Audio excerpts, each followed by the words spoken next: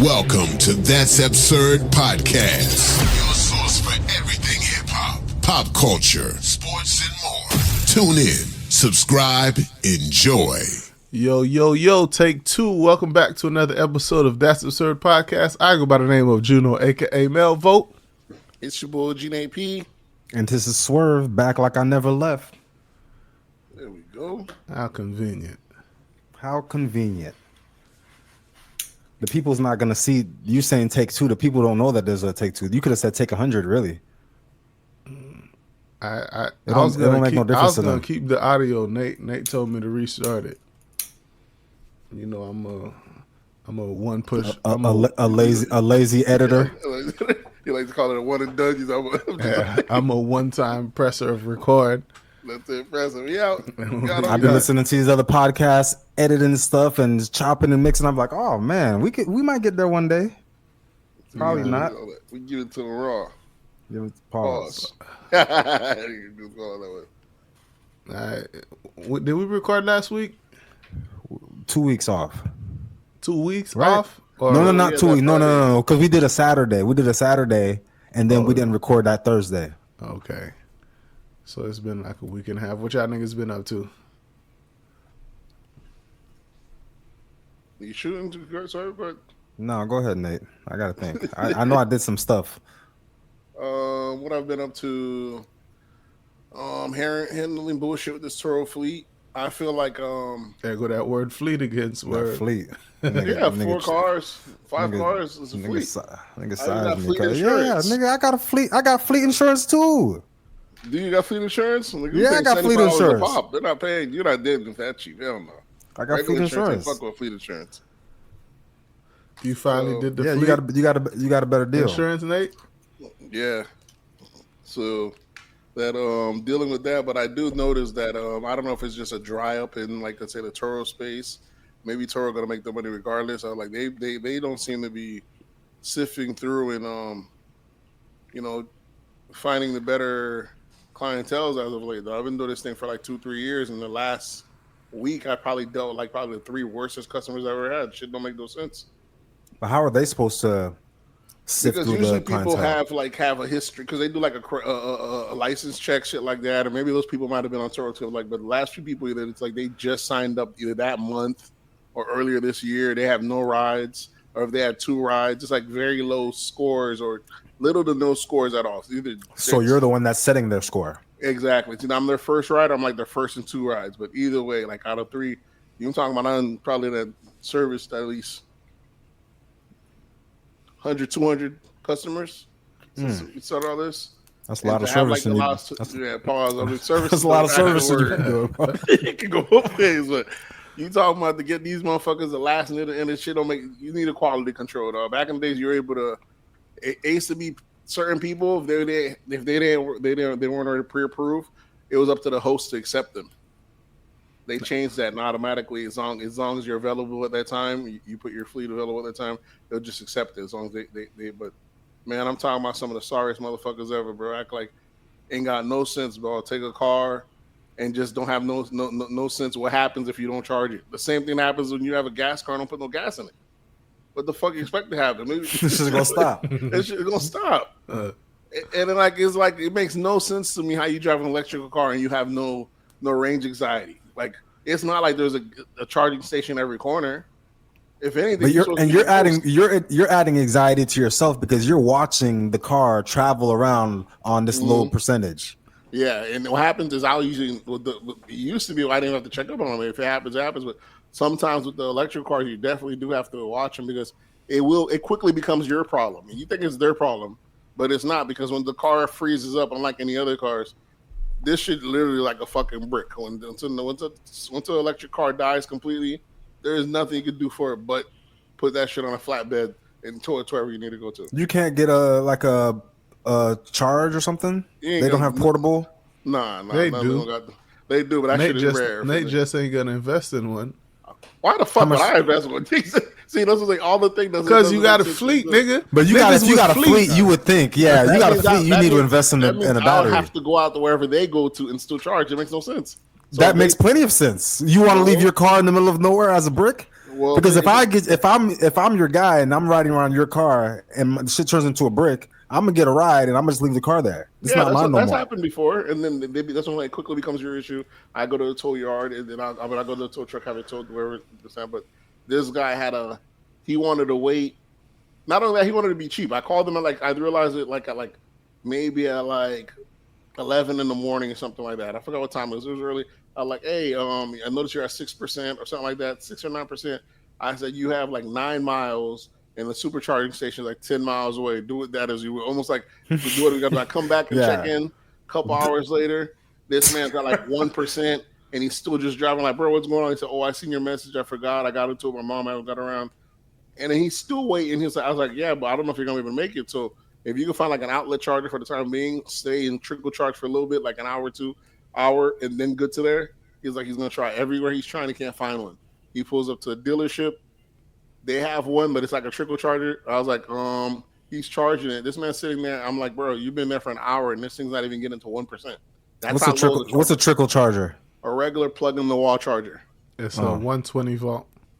120 volt. So imagine the shit that could charge your laptop. It gives you that shit gives you 4 miles an hour.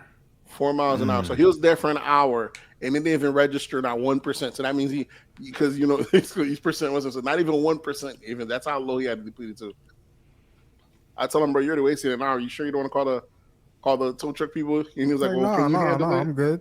I'm like, all right. I already knew it was getting later in the day. So he finally, reluctant after wasting an hour and a half of his time, yeah, go ahead and call the tow truck people. Of course, the tow truck people have a night shift. They have 2 different rates. They have the earlier rates, and rates only get higher as it gets later in the day because there's more scarcity.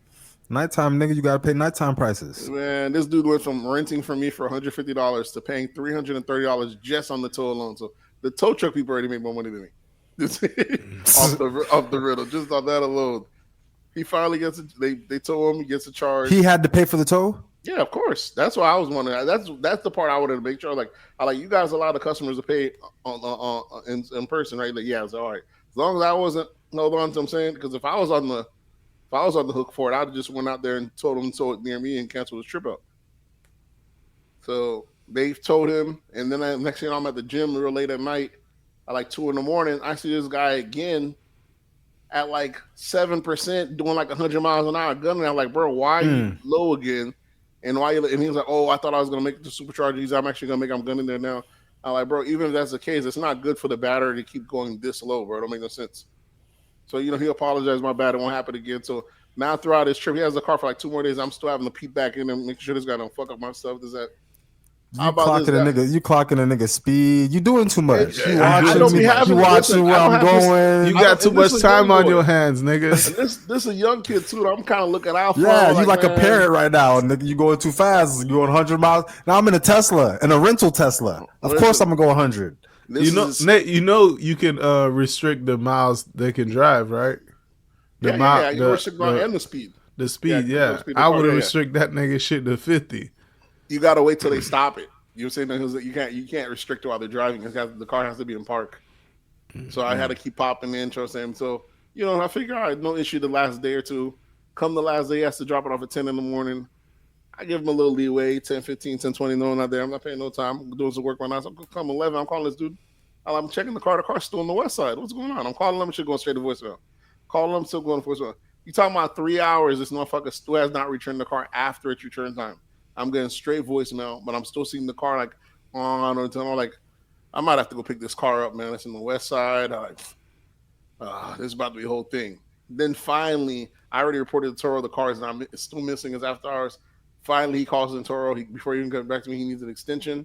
And my thing, like I say, if it's set up, the way it's set up is they don't even have to approve it with me as long as it's within the block that I have it open. So before I could go in there and turn that off, he already got the extension. So by the time I come back, he said, yeah, it was my bad, bro. I was sleeping.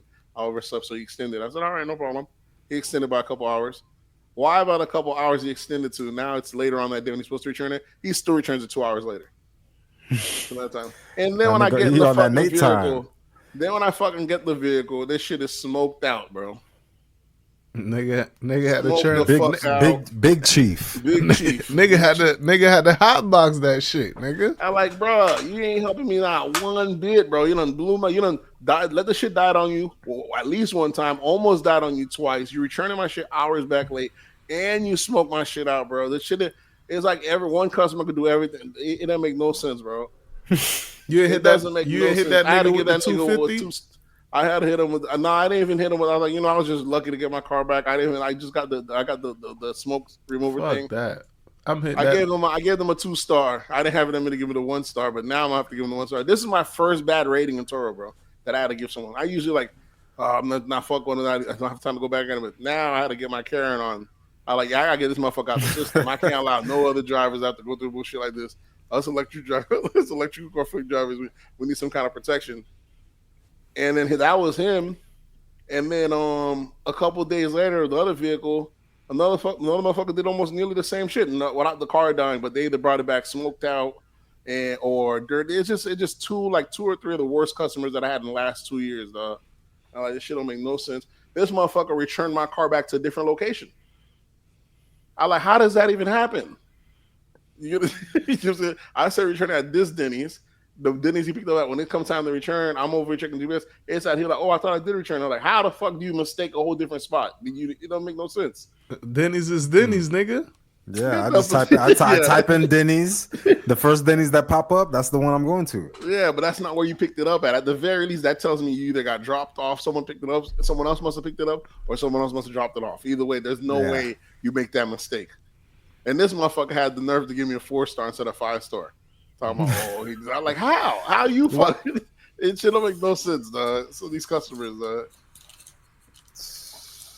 But outside of that, some of these people are like, man, I can see why there's screenings and shit like that, or there's price points. So when these cars are newer, I will lower the prices and do other incentives like no free drop offs, just to try to get them, a bunch of rent them out early, get the rotation going, the algorithm kick them up quicker. But when you can't shuffle through the newbies, man, these people treat your shit in kind of way. You want the algorithm to find a way to filter out the niggas from it's not the niggas, but these last two are niggas, which is odd. I figured you didn't say it, but I figured it shouldn't be. I've had over 200 some customers. Like I tell you, my first bad customer was a black guy. Then after that, the rest was a white dude, the snobbish white dude. What's his name? But I tell you, it's so few and far between. See, I might have 5 bad encounters out of 200 people. Nah, when I was using Turo, it was the black people. But now, exactly, that's what's happening now. But were you reviewing the guests back then, or were you just taking anyone? No, it just was taking anybody. Or yeah, I had it on automatic. Especially if they pick it up from my house, anybody, it just automatically picks it up because there's no delivery charge if you picked it up at my house. Yeah. Anytime you put a little bit of money extra on that, it kind of filters the people out. So if I used to have it where pick up, deliver at the airport, $50, you kind of siphon out the troublemakers, the bullshit. Just that little $50 threshold did the difference though. Whenever they see free, it's a class thing, bro. It's a class, yeah. It's not a race thing. It's a class thing, bro. So when they see free, you already know. You already know what kind of person you getting. This that free nigga shit. So everybody don't like free shit. Everybody likes free shit. Everybody likes free shit. Some people will refuse to pay for something. They'll see that they don't see value in it once they see it's free. They'll see the delivery is $80. They rather take a Uber from the airport to the location where it's free to pick up versus just paying the convenience fee of having it delivered. Yep. So that right there separates the classes. Convenience. Yeah, it's convenience. The people that's willing to pay the convenience fee, they tend to treat your car better. Right. I'd say 90% of the times. They'll make sure your shit is clean when they return it. They have respect. Oh yeah, there's a whole different level of people. You got people that clean your car when you're returning. You're right. I do that. I'll clean out the car a little bit, especially if I smoked in the car. If I smoked in the car, I'm gonna try my best. I'm gonna try to make it seem like I didn't smoke in the car. At the Shit's least, gonna be clean. Yeah. man. I done seen niggas smoking there. Came back. They put the little. They don't put They don't bought the kid. The little smell good kid. They don't revacuum the car. So I'm not even. I'm like, it's no problem. I got a whole thing. At least you done that there for me. And now me as the customer, I'm like, dang. Either I'm so good that I got away with it, or they know I fucked up, but they see that I attempted and they're not even gonna charge. They're not gonna charge me. That goes is appreciated. This motherfucker, bro, one motherfucker left a whole fucking J in the fucking front of the car. He probably thought he was helping you out. You ain't smoking a little gift. That's a tip. Pre-rolled that. Leave my dog a tip. You're supposed to cut off the mouth part where he put his mouth on it and retwist that bitch up and light up. Be like, appreciate you, my boy. Whatever mess he did clean up, he left the bag in the back seat. I swear, the motherfucker might have been a hobo because it felt like a little hobo bag. Like it had like clothes in there, little deodorants, toothbrush, and toothpaste. Yeah. Either a go bag or a hobo bag. I don't know what it was, but you returned the bag. They didn't even call back for it. I just, I hold on to any goods for a couple days. They call back if it's something big. I'll call them and tell them to get it. But I like this shit's about to go in the trash. They already made me go through it. So I waited a couple days. I never heard back from them. Well, and that same customer I'm talking about, these two horrible customers, it's been about 3-4 weeks now. How about in the mail I just get 2 red light tickets for their shit. For the same car. So not only motherfucker had my shit late, he's out here driving any kind of way throughout Orlando. I didn't even know we even still had red light tickets in Orlando. Yeah, nigga, I got 2 red light tickets in the past 2 months, bro. I thought, remember down south they said that shit was unconstitutional. That's what you told me. It used to be. We got rid of it back in the PPCC days, but maybe your boy DeSantis brought it back or something. Hey, there will be no DeSantis slander on this podcast, nigga. I'm not against DeSantis, but this shit came back somehow. We had got rid of this shit in Florida back in the days, and we've had nothing but Republican governors since. All I know, I haven't, due to our great governor Ron DeSantis, I have not paid a toll in the past 3 months. How does that work? Because I got to get that shit on. Damn, I keep forgetting to talk about that. You have to like turn on the toll relief. And 1 month I was just using a lot of tolls for some reason. And I ended up getting credited like $90 in toll relief. And then the following month, while using those $90, I earned credit for the following month. So I've just been free tolls this whole time. Free money.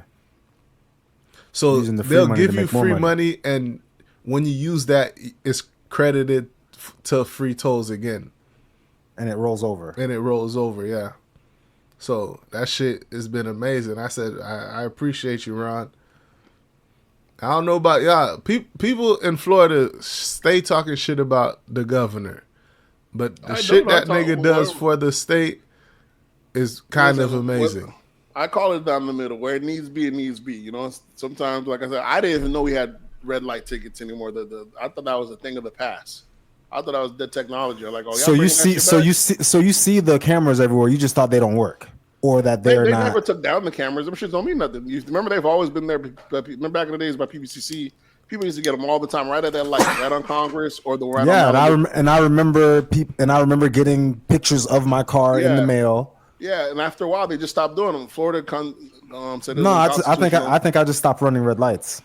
I don't think I ever stopped them. Either way, I know it stopped happening for a while, but or certain counties didn't have it. This was my first time. I didn't even know they were bringing that shit back. Yeah, I didn't know that shit was back because when I got my shit, I was like, I went to the courthouse. I was like, isn't this unconstitutional? There was like $150, nigga. Yeah, we ain't got answers for that. We already got a way you can pay or not. I don't even think there's a way you can fight it. That's what made it. That's what's crazy. Yeah, you can't fight it because it doesn't put any points on your license or anything. You just have to pay the fine.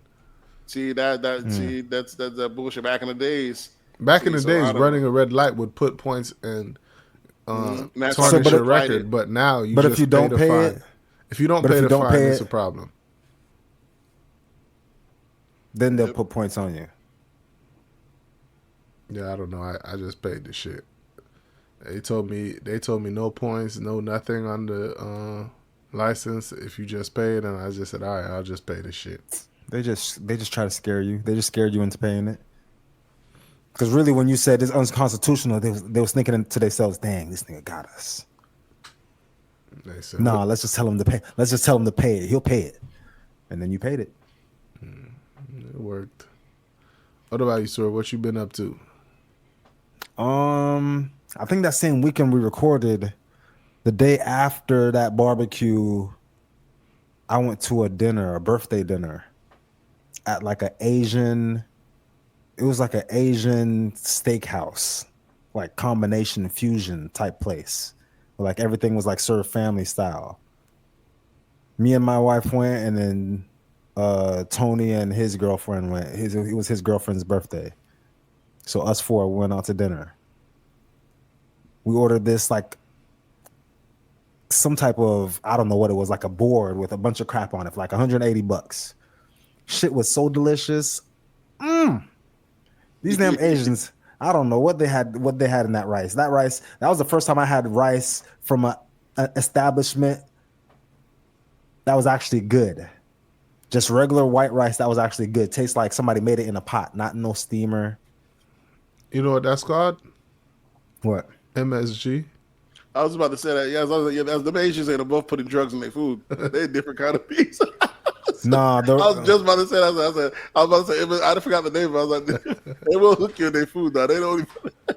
That's fine. Give me that. Let me get that MSG. They sell MSG. They sell MSG like in a bottle. What is MSG? It's you can get it in liquid form or you can get it in the powder. It looks like soy sauce, crystallized salt or something like that. It looks like salt, but that shit works. What you mean by work? It makes your food taste good. Yeah. Does it make it taste good, or does it make me want to keep coming back for more? I'm not sure. It makes it. I guess it does something to your taste buds that kind of hooks you to it. Like makes your taste. Why you keep saying that? That's what it does. That's why places have to put no MSG because they're finding out this is one of the practices. Yeah, so it's not like a flavoring; it's a crack. Yeah, pretty much. Something in that bit. It's flavorless crack. Yeah, it just makes the taste feel like it tastes good. Because you're saying taste, but there is no taste involved. Right. It just makes the food. You see that review you just gave? That you're like, you see that sound? That's what it gets out of you. That's what it does. It's like, not a lot of food good. I don't know what it tastes like. This shit tastes like regular rice. But that shit good. You ever seen the video of them boys freestyling? Nigga say he said my crack tastes like ribs, and the junkies they're joking like tastes like ribs. He's like, where that at? Why I got them here? They got a flashback. I didn't tell you I was at a wedding, right? I was at the board just chopping it up with some older guy, right?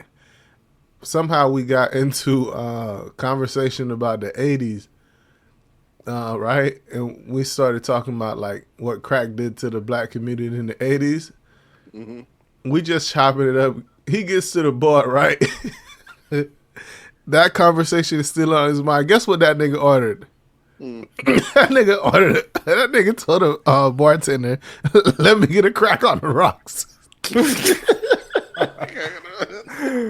on the rocks. That shit had me rolling, bro. Old niggas love to talk about what crack did to the 80s. I mean, it did. I mean, I was because they saw the change. This the same way like how we're seeing all this change happen right now as millennials. They saw a change during that crack era. The difference in the is that community. was the first time. That had never been. Now at least we kind of see it. We can spot it. They didn't know what was going on. Why them niggas was having a good old time, Nate. They were having a blast, but no one thought of long-term consequences. Yeah, no one the long-term. A whole generation, their grandparents are going to raise these kids. Like a whole group of adults just decided that we're not going to take care of our kids no more, and it just fell on their parents to just take care of them now. Yeah. So it's just, and all their kids, all their kids became crack babies. All these kids raised by their grandparents. Crazy times. Speaking of babies, on Sunday I also went to a baby shower. It was a surprise baby shower. Oh, this nigga in this surprise shit again. It's always surprise shit. I don't know if that's a new thing. If people want to be surprised, or I don't know. I'm not really for the surprises. Let me know what's going on. A baby shower is like it happened. A planned big event. It's like it was very much planned. It was very much planned, except for one person didn't know about it. That's the person carrying the baby. Yes, she came downstairs into this place that we were in. It was like a club in St. Pete. You go downstairs and it kind of looks like a jungle. They got it all decorated. They had appetizers come out. They had drinks, server, and all that stuff. Gifts. We played games. She's just the only one that didn't know about it. Okay. She came downstairs. She thought she was just coming to lunch or something. Nah, I guess that's better than your surprise wedding. Surprise engagement / wedding. Yeah. How does that work? It worked. They're living happily ever after. They had the engagement and the wedding all in one. Nate, this is like a 3-day. This is like a 3-day event. This is where Swerve had to reach in his pocket to pay for the marriage. What? For the marriage certificate. Oh, they didn't have it all planned out. No, because they don't take card. We need $100 cash. This shit's going down. We're gonna have to turn all this. All this was for nothing. Yeah, it was completely up to you whether or not they got married or not.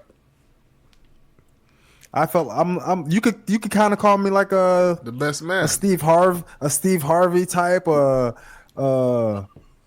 You call me a best man, whatever. A Jesus, maybe a. Well, Gandhi. You know what it could be. What it could be is the pastor might realize. There's probably people that. Nate, your mic went out.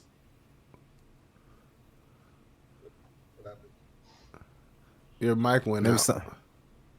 Hold on. This is every fucking episode, bro. Yeah, trash. Except for last episode. Yeah, because you was in a controlled environment. Okay, the video's still the same. Well controlled. Besides this right now, Nate sounds like trash, but the last episode we listened to, it actually sounded good, but it didn't sound that much better than our other episodes. Yeah. What I'm trying to say is we sound good right now, except for Nate right now.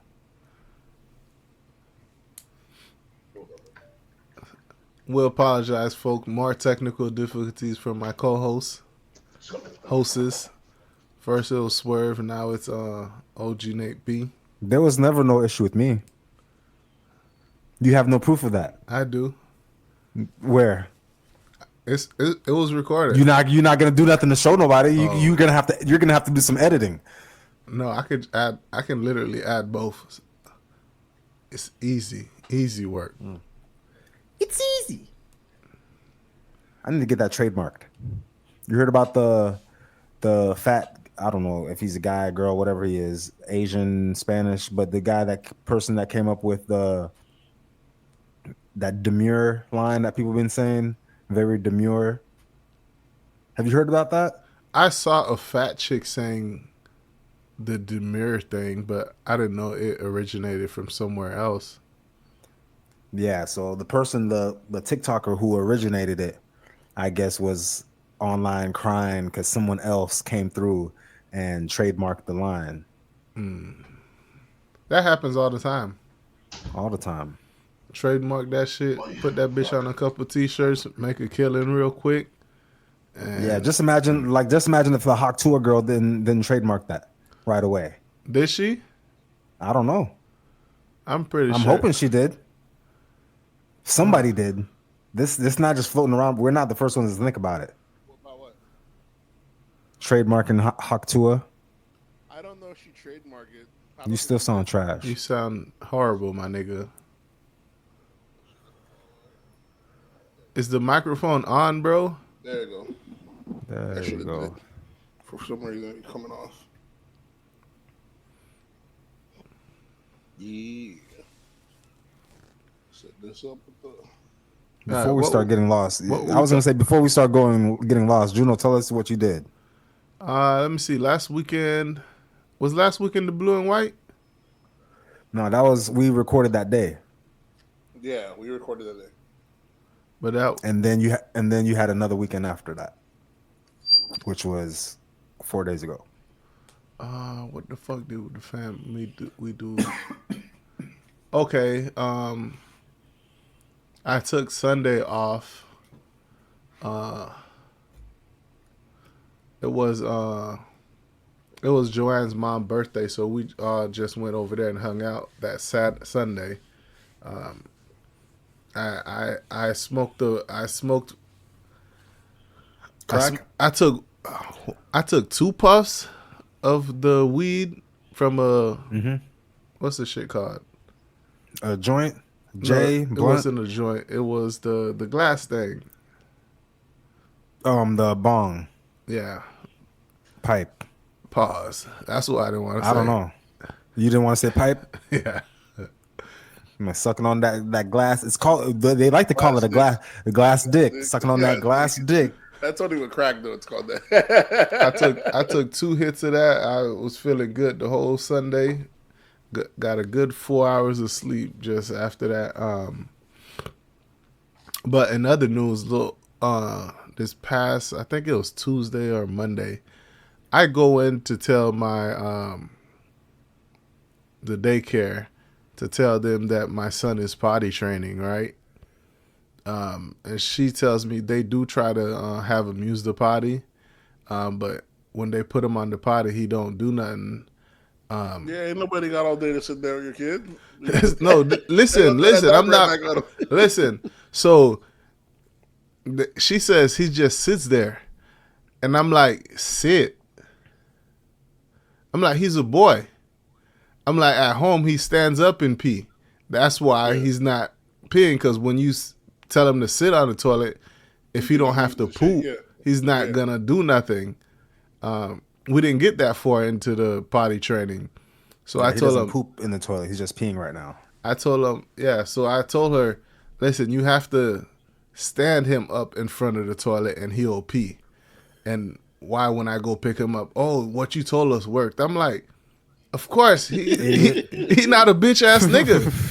Fuck, you gonna have my son sitting down talking about pee? So I'm like, what the fuck are they? What the fuck are they teaching boys how to potty train by sitting down? That shit is crazy, bro. I don't even think it's something. I think it's your teacher's a retard. That's all. Yeah. Probably, bro. She's probably young. How old is she? I think she's younger than me. Definitely, I could tell. Ain't no way. So I'm like, are any of the other boys sitting down to pee, being held potty trained yet? And she was like, no, they're not there yet. I'm like, okay, you have to stand the boys up, because that's how, if they have fathers. That's what I was gonna say. Did you teach them through him just watching you stand up, or you could do the Cheerio method? They throw in there and have him pee after the Cheerio. Yeah, I just don't hide when I'm peeing. I just let him watch me pee. You can just make them watch you, and they'll learn that way. Or they can throw like a Cheerio in there and have them try to aim at the Cheerio. Oh, that's another method. Plus, you got to be tall enough. You got to be tall enough to get over the toilet. No, you give them. There's like smaller kids. Yeah, ones. he has a urinal and a baby toilet. Yeah.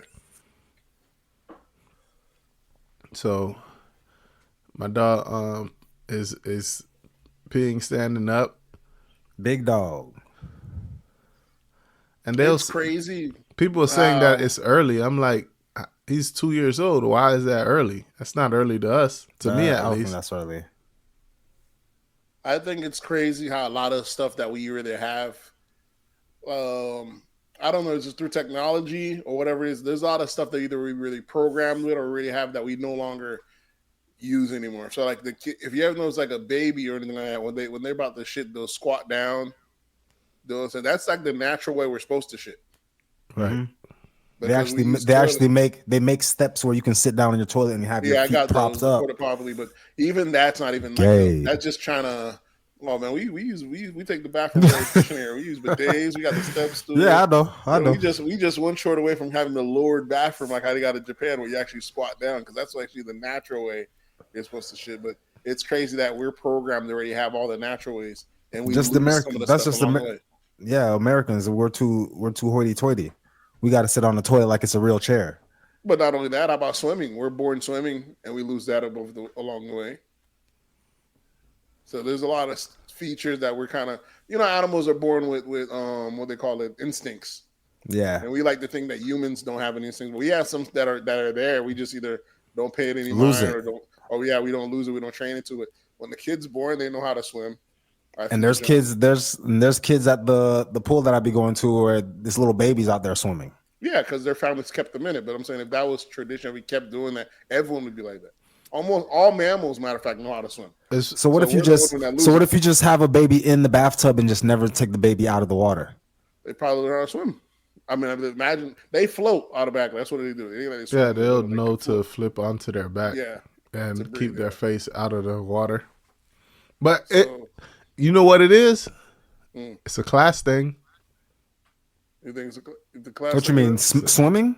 Swimming is definitely a class thing. Yeah, swimming is definitely a class thing. That's for sure. What you mean by that? Especially with young children, when young kids that if you see like young kids that don't know how to swim nowadays, it's definitely a class thing. Because they're poor. Yeah, or their parents are poor. You're more likely to be on water. It's time, it's money, time, and all that shit takes in a part of it. Because if you don't have the time to take your kid to the pool or have access to a pool, or have a pool at your house or none of that. Yeah, so it's a class thing, bro. There's that. There's a lot of shit that humans have, features that humans have that either we lose over time or just don't cater to and we forget to. Like there's places in the world motherfuckers could climb a whole coconut tree just barefoot and hands. Yeah, that's poor people shit. And it is. I guess it is poor people shit. It's uncivilized places, but they've been because they still need that skill. Yeah, they still we losing it over time. You know what I'm saying? But it'd be good to always I can just go to the grocery store and buy a farmer's market and buy a coconut. Yeah, but if shit goes sideways, so much of our shit requires civilization. If shit turns sideways, I can see any given time, we're fucked. You know what I'm saying? So it'd be good to have some of these. Most of us would be, yeah. But I think some people, even though you don't have to be raised in a jungle to have some type of survival instinct. Like I've never been camping, but I think I'd be all right. No, you wouldn't. You'd be completely. I'd be all right. You'd not be all right whatsoever. How would you sleep, I'd be better. I'd be better than y'all. I know that for sure. I know I'd be better than both of y'all. I know how to camp.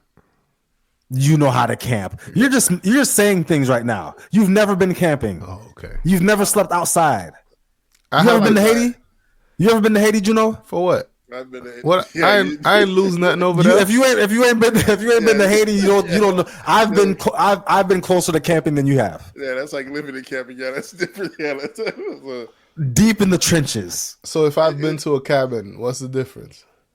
Nah, in America. Yeah, in America. Nah, that shit probably had AC. AC jets. It had AC, windows, a lake in the back. Nah, that ain't the same. Yeah, we camp different. Nigga. I just told you it's a class thing. We camp different. Okay, you're not. We talking about like if there was the end of the world, not just glamping. You're talking about glamping. You would freeze to death if you go to camp and Swerve because you don't know how to set up the tent properly. Even that skill, like the fact that motherfuckers, humans are that raw. Like the fact that you could put us in complete ice and we could still make it there. The fact that the igloo thing, none of us know. Yeah, we don't know how to do it, but humans do. Well, humans do. The That's Eskimos. a skill set. There's a skill set that humans have. So even Eskimos have some shit where they have like an extra layer of fat that most humans don't have, so they keeps them warm, which is kind of crazy. You got that. You didn't lose that skill. I got it. You part Eskimo. You didn't lose that skill. I got that ago. I walked right into that one. You got that skill. All right, man. Let's jump into these absurdities. Did you guys hear of Irv Gotti? That nigga had a stroke. Ain't tell nobody he had a stroke. I guess he's battling diabetes. He been battling diabetes for the longest, and what's crazy is He said one of his things. I remember a couple of interviews, maybe like a year, 2 years ago. You're like, man, I got diabetes. I'm trying to eat clean, but I gotta live, man. You only live once. They want too much restrictions. Is that a third? I like to live. He sounds all good, but as you can see, this is a battle. You can't win, right? it's such a tough balance, especially when you have diabetes. My mom had it. My sister got it right now, and she's it's a early tough balance. 30s. Like like to say, this is a class thing. He's a multi-millionaire. Yeah, there's no excuse. Yeah, you're right. Nah, he has access to. Yeah, you're right. He has access to all the food that you have. He has access to nutrition, all that stuff. We all have that same access. You just need to eat vegetables and meat. Yeah, but he stick to vegetables. He could have all his meat, all his meals be clean. He has access to that, and he knows that he has access to that. And he still says he didn't want to. He is not willing to cut back on the liters of the food. Just be too good. That should be 2 seasons. 2 seasons. 2 seasons. He wasn't willing to give it up. That stroke, I guarantee you, change your shit around. When a motherfucker take away that liver, you can't walk with half your shit gone. He gonna wise up something. It's crazy. By that time, it'd be too late. He look like he's walking around. He might not have caught the worst of it, so he's not fully. Because the shit could get real bad. Quick. some people take heed to that shit because if you guys remember how Scarface used to look and how he looks now, it was because of diabetes and him almost dying from the diabetes. That nigga changed up his whole life, but recently looked like that nigga. Scarface almost died himself. He was in the hospital for almost a year and some change. That's what I'm saying. But he changed his life, and he lost all the weight. He started eating clean. Came back as Brad Jordan. Does that mean he did Brad Jordan? He came back as Zach said, trying to get his acting and his politics on. But recently, this nigga ended up in the hospital anyway. ICU. They said he was in the ICU recently. Listen, man, these guys live.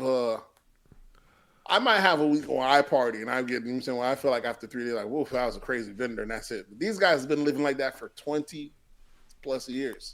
Every weekend, not even every weekend, just every night, every day. They've been living like even while you at work. Yeah, that's their work. That was living like that years in, years out for 20 plus years.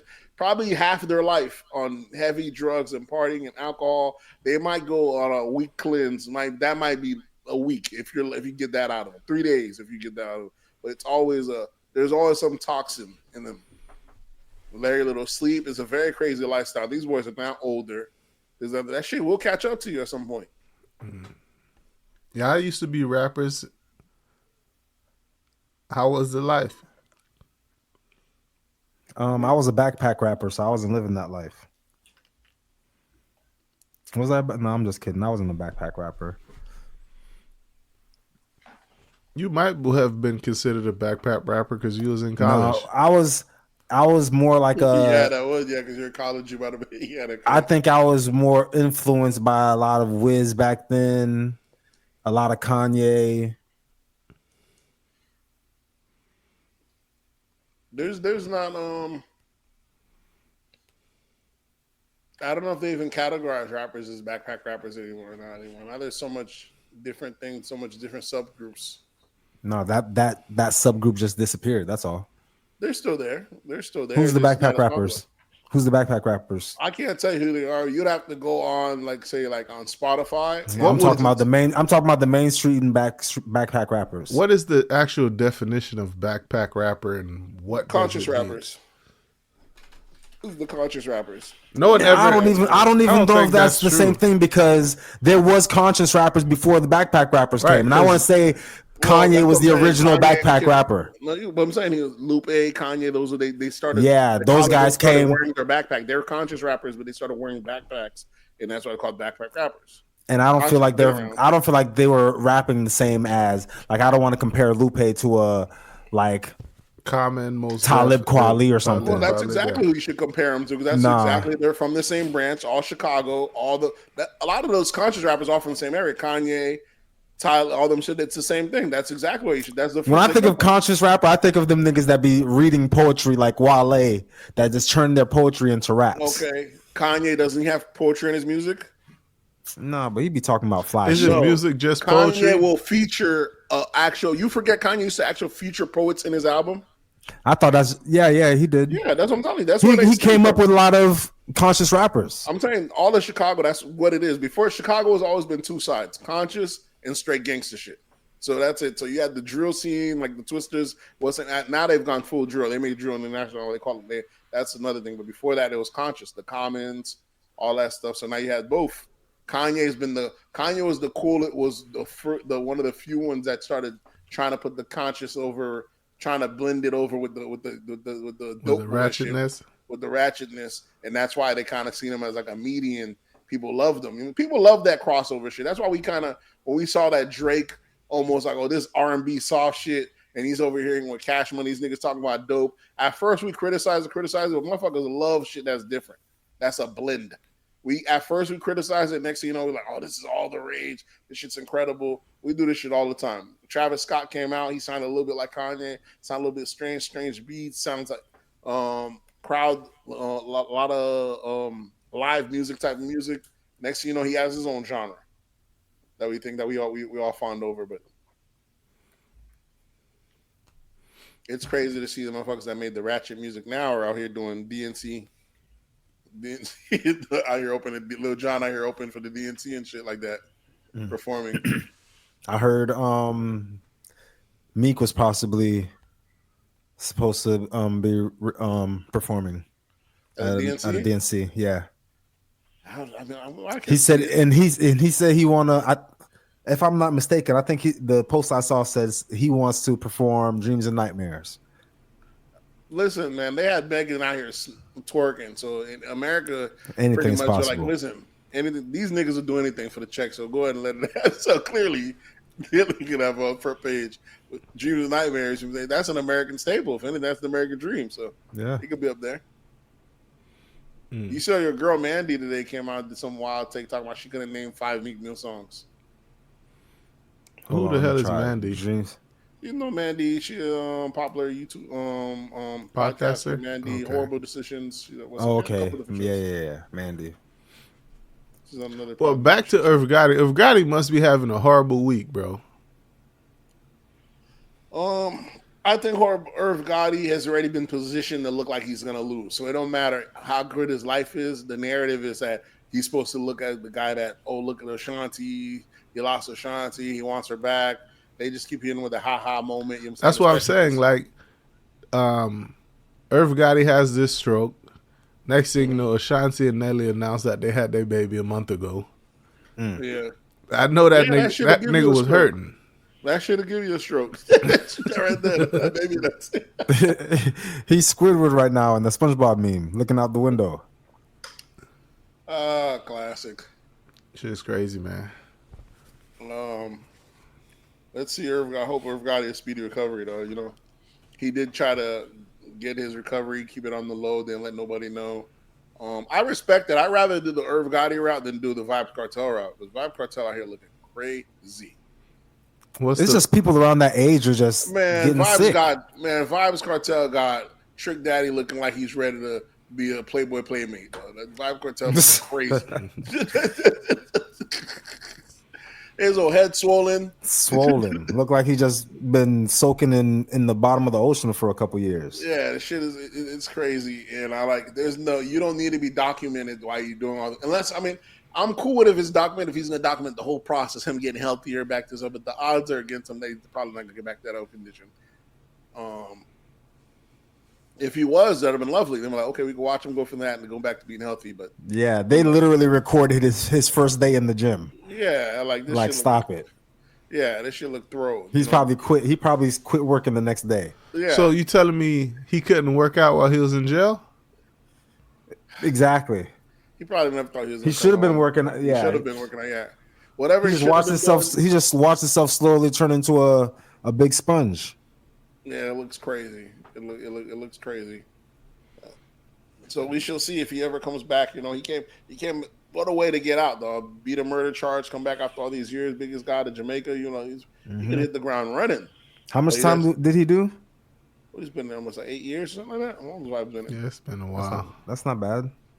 He was supposed to do life in that bit, so it's not bad. Yeah. So how long was Wayne in jail? Was it 4? Yeah, or was it Wayne 2? Yeah. Probably 2 years. When shit was like, because it was just the gun possession. Speaking of gun possession, throw rappers in jail left and right for that gun possession in New York. Speaking of guns possession, your boy Lil Baby gets arrested in Vegas for gun possession. Decides he's gonna cuss out the police, talking about what was that nigga line? He got a gun in his dick or nuts, some bullshit like that. Niggas is wildin'. This is when I see police brutality videos and I say I understand. You I understand. Niggas be wildin' for no reason, bro. All you gotta do is be like, all right, you got me.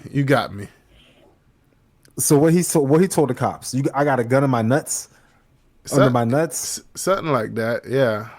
I'm like, bro, why? But Lil Baby out here. Lil Baby's career hasn't been the same ever since he turned on Gunna. I know, bro. Yeah, and now Gunna's out here living his best life. Remember when you was all little baby? Oh, Lil Gunna could never. Look how the tables done turned. Cash your bets too early, though. Too early. You gotta let the soup marinate. You can't just take the first sip. Yeah, don't pick a side. Now Gunna, the one out here rocking, look like what's name might actually come home. Thug might actually come home. Gunna's still rocking. The nigga they claim to snitch, he's found all sorts of internet celebrity. YSL. John Woody. Yeah, he's out here. He's a whole star within his own rights. I saw that nigga on the Bang Bus the other day. He on the big bus, he on the pop the balloons. He out here living his best life on the weekend and still showing up for court on the weekdays. Showed up for the other day. They showed a video of him. I guess the prosecution kind of mean mugging him. This nigga in the middle of court just stopped out. Why you looking at me like that? I'm like, this nigga a whole problem, dog. And it was worse. People online talking shit to him, talking about, oh, this motherfucker here, rat this, that, and that. Like, rat as he may, please believe. Remember all the shit this guy confessed to. Try him if you want to. Yes. The funniest one is when that nigga said, he asked the judge,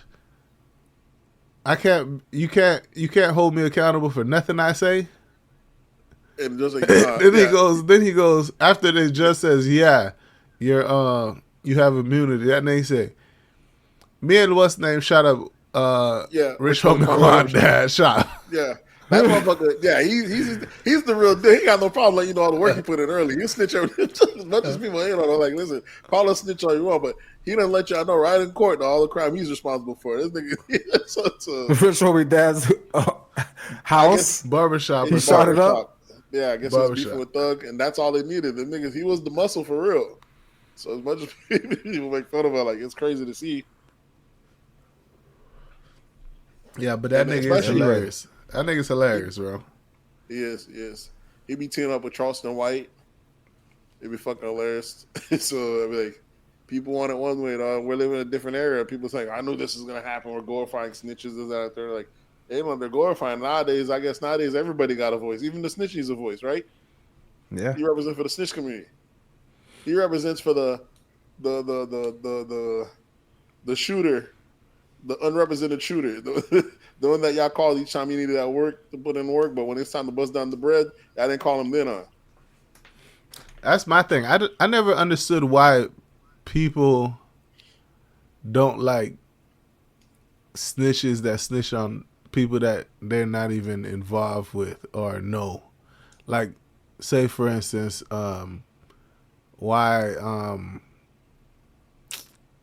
who was 6ix9ine snitch on somebody, and then people all the way in fucking California is mad at 6ix9ine. I'm like, bro, fuck is you worrying about that shit for? That shit has nothing to do with you. You not gonna go start doing crime with this nigga. Fuck you mad about? You right. Niggas just stick to the code. Niggas, we know you have a code. You're right, but we gotta, even if it's a made up code, can we stick to it? It's not our code. It's just bullshit we steal from the mob. Even they're allowed to snitch on anyone that's just not in the mob. Exactly. You understand? That's the only motherfuckers they're not allowed to snitch on is people that's within the family. Yeah, You're allowed to tell and cooperate at anyone else. That's their rules. It's, if they're part of this life, we cannot cooperate. Part of this, our life. Everyone else, civilians, that's not part of that. Other gangs, they don't respect none of that shit. Yeah, it's just the family. It's only us black folks that were like, we're really gonna toe the line. If that's the thing, we're not gonna snitch on nobody, whether it's our crime. And that really puts us at a disadvantage in jail and shit because other groups are allowed to, like Aryans and shit like that, Hispanic gangs, they can snitch on other races, just not their own. But blacks are the only one that can't do no cooperation, period. Oh, which I don't know about that. I don't know about that one. I mean, you don't know. There has to be some type of loopholes in that clause, and the no snitching. That's no loophole. There's no shit. There has to be a loophole. Like, if I seen somebody kill a baby, a kid. Like you're not allowed to hit and snitch. run on a toddler. No, I'm snitching. Hit and run on a toddler, I'm snitching. Here's what I'm saying. The loophole is if you're cool enough in anything, if you have enough rank, enough pull, maybe that group might look the other way. There's not there. But in theory, there's still some areas where you go so they don't care what if you're jacket read snitch, they don't care what's the reason. You think me being the person I am today, if I saw some a kid get run over by a car and I snitch on the person that did it, you think people will be outraged that I told on that person, on the driver? See, you better than me because you said you have to see it. You just gotta hear it. I just gotta know about it. I'm telling you. Get this guy out the street. Get this nigga out of here. This nigga's a menace. So it's just one of those backward ways of thinking, you know.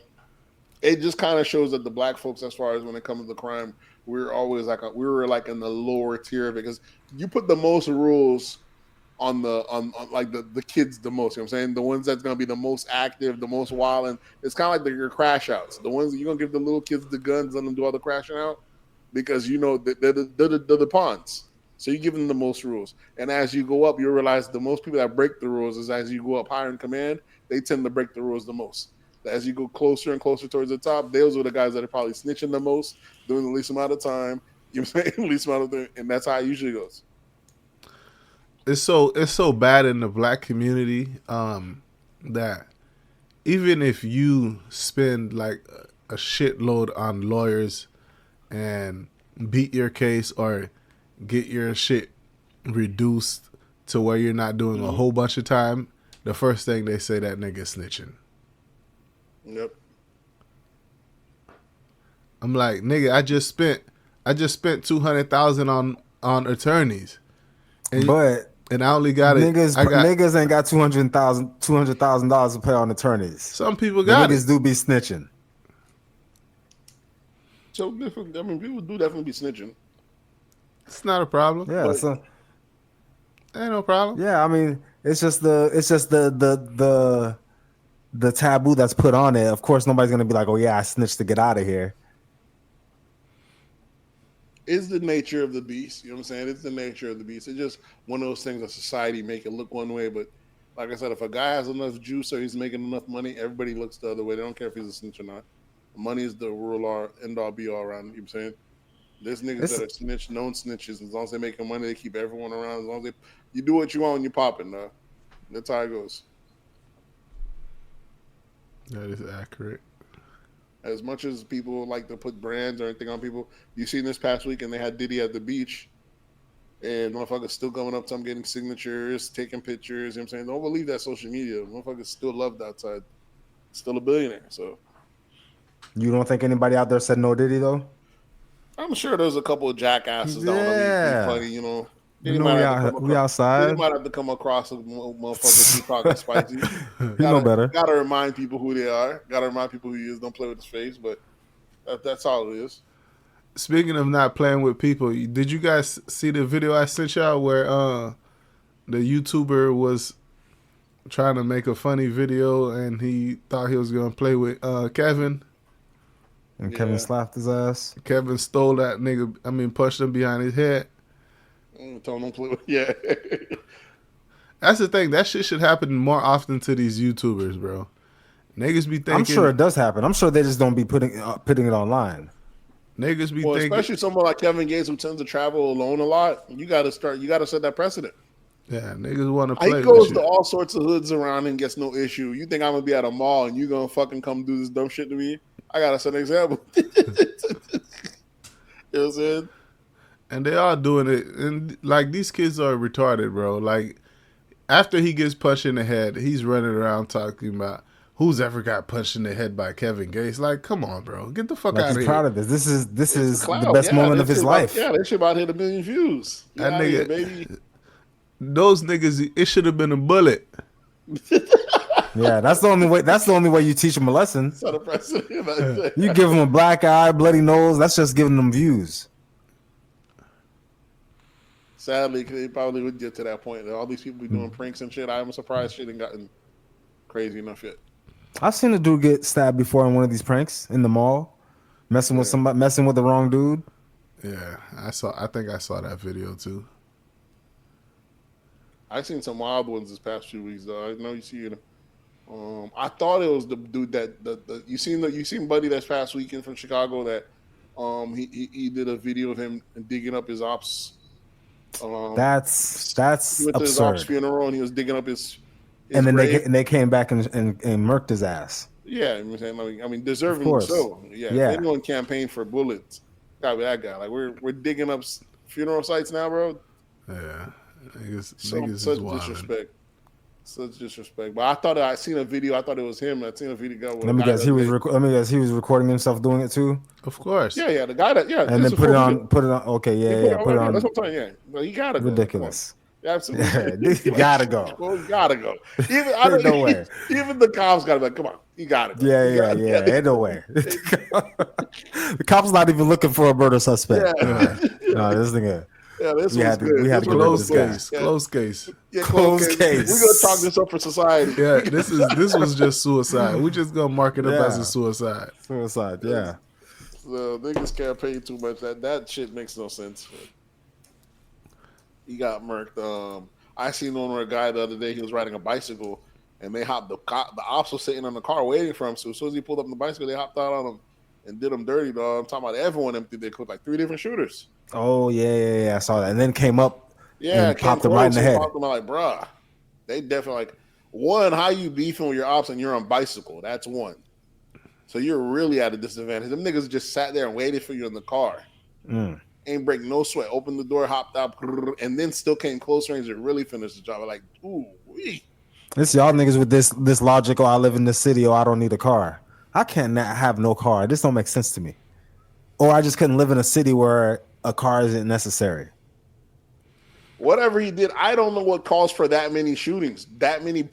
They were missing. They was actually up on him, but they were missing. That's why his head was still raising up, and then the guy walked up to him, popped him one good time in the head. Then he had enough body down. shots that he wasn't gonna make it. I guess he wanted to make it. You never It's know. like whoever gave him the order, like, listen, if any one of y'all come back and the clip has a single bullet in it, y'all die. Yeah, It's like, y'all died. It's like everyone had an empty clip. You hadn't seen the video, Joe. They're like, yo, we're talking about overkill. I'm like, wow. They come in, I'm like, bro, this shit is crazy. I'm like, ooh. I'm like, bro, y'all got him, though. Y'all got him. Listen, that nigga Travis Hunter is going crazy. What's going on? Who they playing? Some green and yellow school.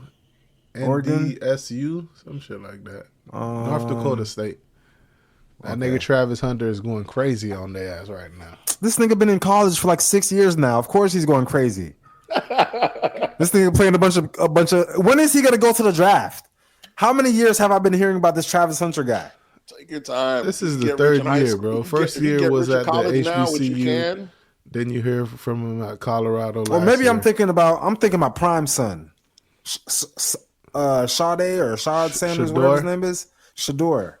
This nigga been in college for about 6 years. It's better to do it the route they're doing now, though, because you get to breed up all, you get all that college bread, get the seasoning, then go after get the NFL bread. Yeah, because as a rookie, they're not gonna make the money they're making in college. Yeah, you're right. So it makes sense now. I seen the other day where they're showing like a college football. They're showing those guys the lobby. Nothing but track hawks, the SRTs, nothing. That's all. Just the lobby full of them. That's all those niggas spend all their bread on. Though. Just cars for days. These boys are getting it. So really, Caitlin Clark and all these new WNBA rookies, they're dummies because they should have waited. They could have stayed in college. They should have stayed a year because they broke down Angela Reese. Angela Reese stayed though. She stayed. No, she's in. Angel Reese is in the NBA now. But she did 2 years in college? Oh, my God, Nate. No, you don't know nothing about sports, Nate. That's why I'm asking. Did she do 2 years of college? I think she did 3. I think she did the 3 just like Caitlin Clark, but they had another year they could have stayed in college, but they went to the WNBA. They could have stayed their senior year. They broke down her salary from the WNBA and like after taxes, state tax, federal, shit like that, I think it came up to like $51,000. Crazy. And she was making. You talking about Angel Reese? Angel Reese, yeah. Caitlin Clark's though, her shit's like $8 million, which is the highest paid WNBA player. The $8 million comes from Nike, her Nike deal. Endorsements. Oh yeah, you're right. But their salary from the basketball team is probably the same as Angel Reese. It's like 70-something thousand, 78,000. But after you pay your agents, taxes. And depending on where you live, she has to pay state and federal. Her shit was down to 51, bro. I'm like, God damn. You might as well be a retail manager. I'll play basketball though. It's not a bad trade off. I mean, if you like the fame, yeah. But the issue is to have the fame and only making 50 bands is just horrible. Yeah, that's. But it's okay for her because she's gonna have a lot of brand deals and exactly shit like that. But Angel Reese she actually just got a deal with Reese's. Yeah, the chocolate company. She's gonna make her money off the court, but other chicks that's in the WNBA, like the other rookies. That's what they bank. That's what they living off of. Is that it's gonna be one rich girl on every team, and that's it. Maybe if that. It's gonna take some time. That's how it goes. Once the league builds up some more, then they'll start being multiple rich people. Then it's been 25 years, Nate. This is their pocket. This is the time right here. This is the time. Time to build up a league. A lot of change is gonna happen within the next few years. Yeah, they'll find some way to monetize it if it's there. Hopefully I don't know if it was just this batch of girls, but hopefully the tournament is just as fire as it was last year. You still got Juju Watkins. Juju Watkins is still in the league, but she needs a rival. Juju is good. Or she needs to win a championship. She don't need a rival if she wins the championship. Nobody. Candace Parker didn't have no rival. She'll have to dominate. None of these other women had a. Very possible. Very possible. Caitlin Clark didn't dominate. If you can get one player to dominate in a woman's, because you never had one female player that was that dominant that she just take over a championship and just get her team a win by herself. It's always a team win. That's the sad thing about Angel Reese wasn't even the best player on the LSU team. Who was? I would say Flage was. Where is Flage? Is she? I think she's still in school. Okay. But that's what Kobe daughter was supposed to be. She was supposed to turn this shit around. Gigi, that's the sad part about that passing.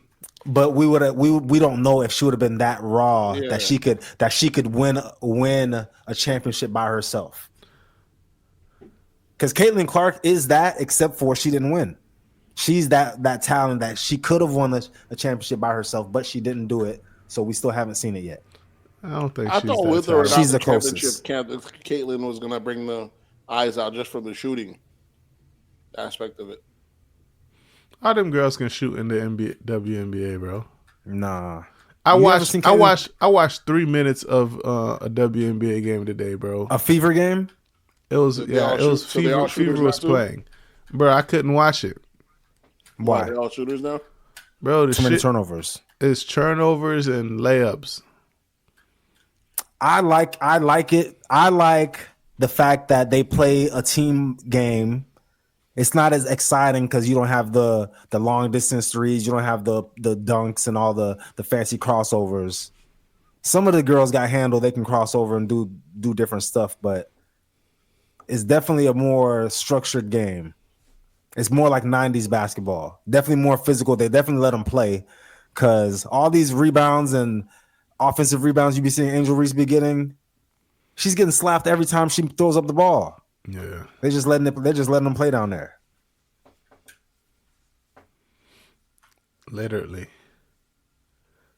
Yeah. You know, it's a cesspool of lesbians. It's a cesspool. You think it's these women are just inherently lesbians, or it's these women are converting them? These women are converting them because they say the non-lesbian girls get bullied in the WNBA on and off the court because they're not gay. What do you think the ratio is of lesbian to non-lesbian? There's more lesbian? I'll say 70-30. 70-30? That seems kind of high. There's a lot of gay bitches, bro. I just told you it's a cesspool of lesbians over there. Yeah, you're sus, dog. Cesspool of them. And that's not happening in the NBA. You're not having gay men turn out like, how in the hell, just because you're in a locker room with somebody, you just decide, you know what, I'm gonna start fucking with you now. It's the culture. It's because it's not it's because it's accepted in the female like that. Yeah, if the numbers was 70-30 of gay men in the NBA, you'd have more game. Exactly. A lot of niggas is getting fondled. A lot of straight niggas. That 30% they're gonna be converting. Yeah. Some will be converting. I imagine it's the culture. Yeah, that's gonna be. It's gonna be so. You don't think this can revert back then? Like you don't think it can revert back to like women being in the NBA being more feminine and having boyfriends, and like Angel Reese right now, she's probably one of the most feminine girls in the league, and she's with dudes. Yeah, but you know, but I could easily see her in a few years being with girls. Nah, she's well, I don't think she's gonna be going. She's already up. She's paid. She got rich dudes hollering at her. She's not. They would have to catch her while she was still in high school and all that stuff, middle school. Now that she's already up, they done lost that. She's on our team now. So you're saying these other girls, these other WNBA players are predators? Yeah, that's the name of the game. They can't get no rich. They can't get rich girls, but they can get these bum poor WNBA players. Yeah, they're not gonna be able to pull. Yeah, they're definitely not gonna be able to pull the ones that are already active and look good, already dating, and they're rich. That shit ain't gonna happen. They ain't got enough game for that. Yeah. You definitely gotta have game to pull the Angel Reese. Nate, when you said that's the,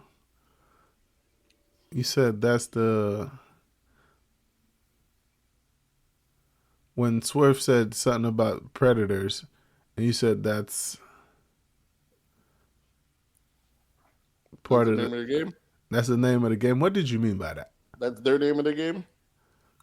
Only in the sense of that's what they do. They have more masculine traits. You know, that's kind of the men's territory. Men hunt, so they're yeah. You're right. Yeah, that makes sense. They're copies of us. Exactly, they are. That's all Bulldogs. They're not only copies; they copy it to like the most extreme. That's what gay folks do. They do. They copy the most extreme. So gay men, just like gay, they're the most extreme black men. Yeah, exactly. Black women, yeah. Black women. Gay black men. Women. Yeah, Bulldogs are the most extreme version of black men. You know what I'm saying? Yeah. They do shit that we wouldn't think. They're like, we're about to throw out the trash. Which is very kind of strange. They're gonna dress just the best fit. This, that, and third. They're gonna always look fly. They're gonna show their man. They want to look as a man all the time.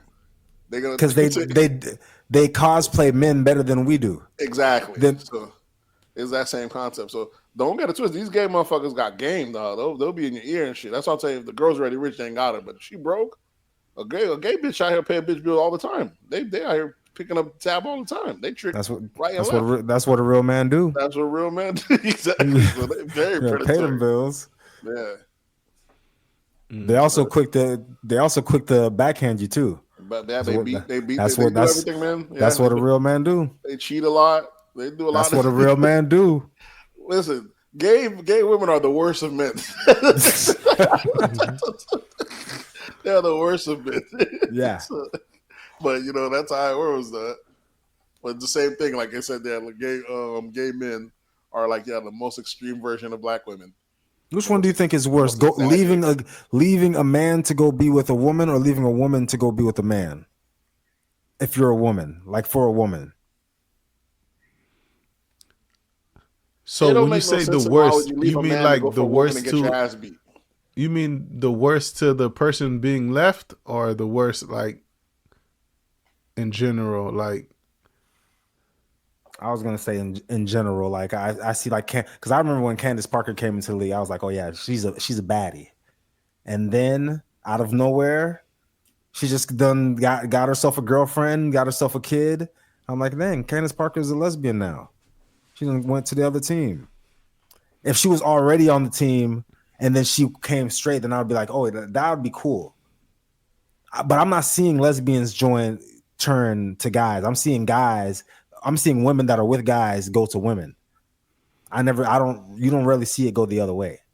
Lesbians go straight or go straight. Men. Yeah. I guess it might happen. It's not promoted as much. You know what I'm saying?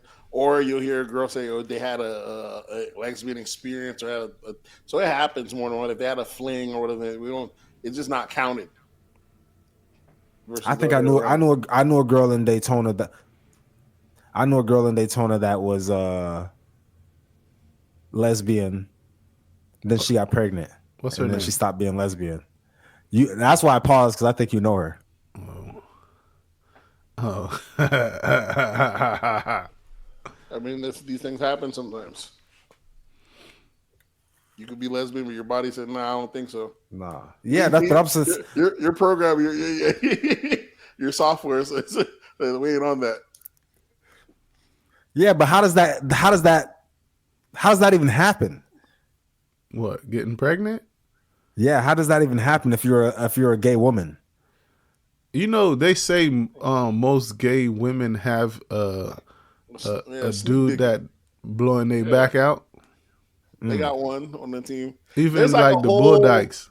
Yeah, there's like a whole comedy scene on the black comedy scene about niggas that want only but Bull Dykes. That's like a whole thing on the internet, and that shit's fucking hilarious. I'm sure that's a thing, because they out here, they're women. Yeah, there's some guys that are like, that's all they want. They're like, nah. Listen, they thick as fuck. Fat asses. Listen, there's a FedEx driver that be pulling up to our job. Legs like tree trunks. Straight buzz cut on the side. You could definitely tell she's a dyke. But there's the dykes that you can see, like you can see them they have potential. Some of them don't have no potential. The like, ones you look you at can them see, like you're meant. Yeah, some of them you see them, you're like, you are meant to be a bull dyke. There's no changing you.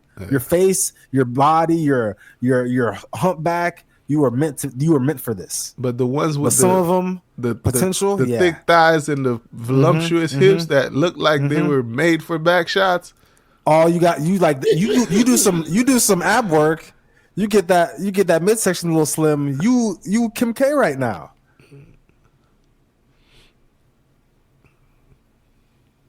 You mulatto.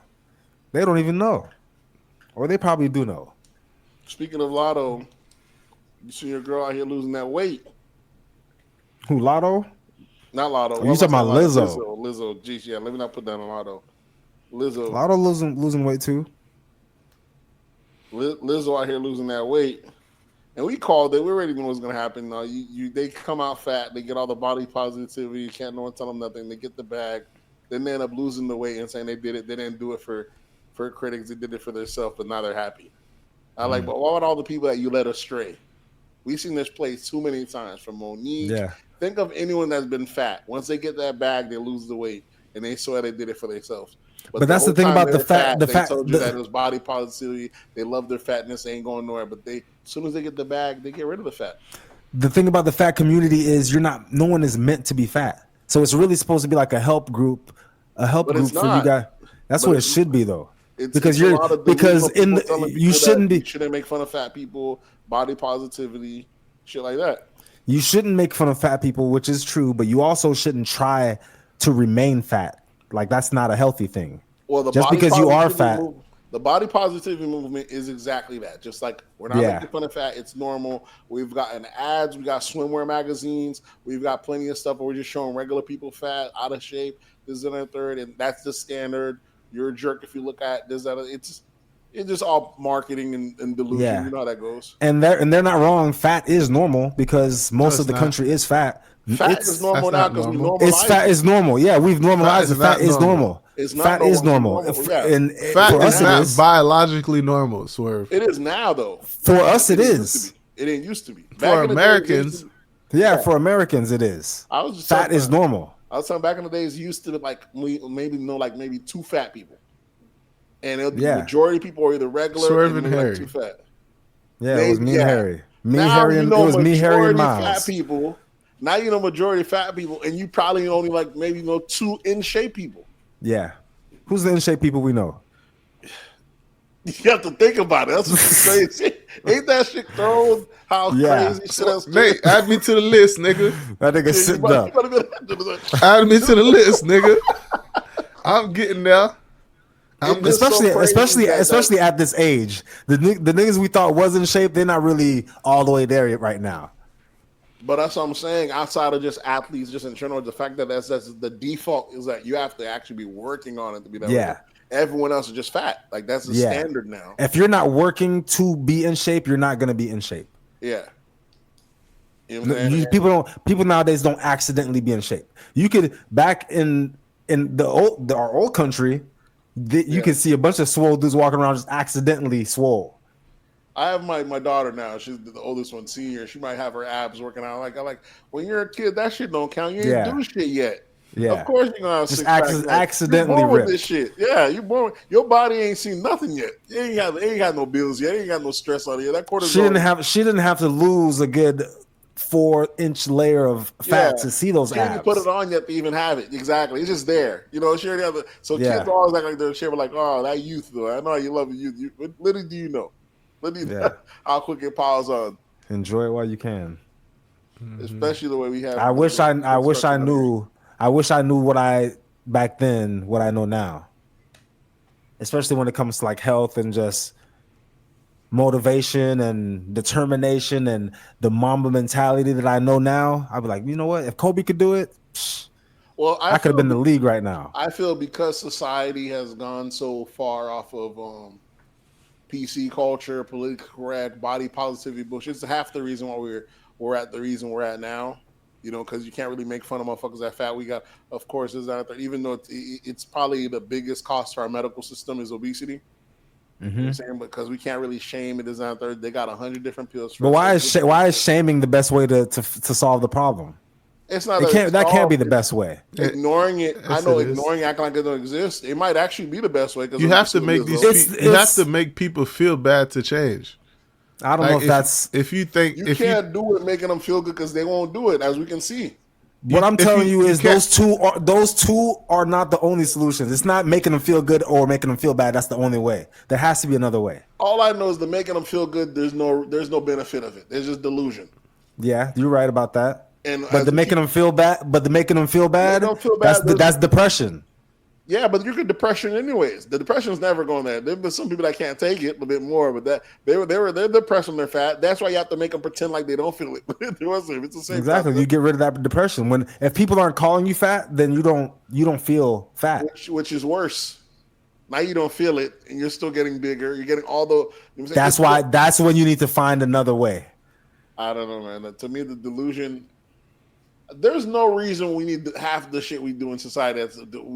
Anything that's delusion based, we end up losing in the long run. You know what I'm saying? We end up losing. We pretend like it's not a big deal. Body positivity is that a third. Meanwhile, our medical systems is being taxed heavy on because of obesity related problems. Our healthcare system.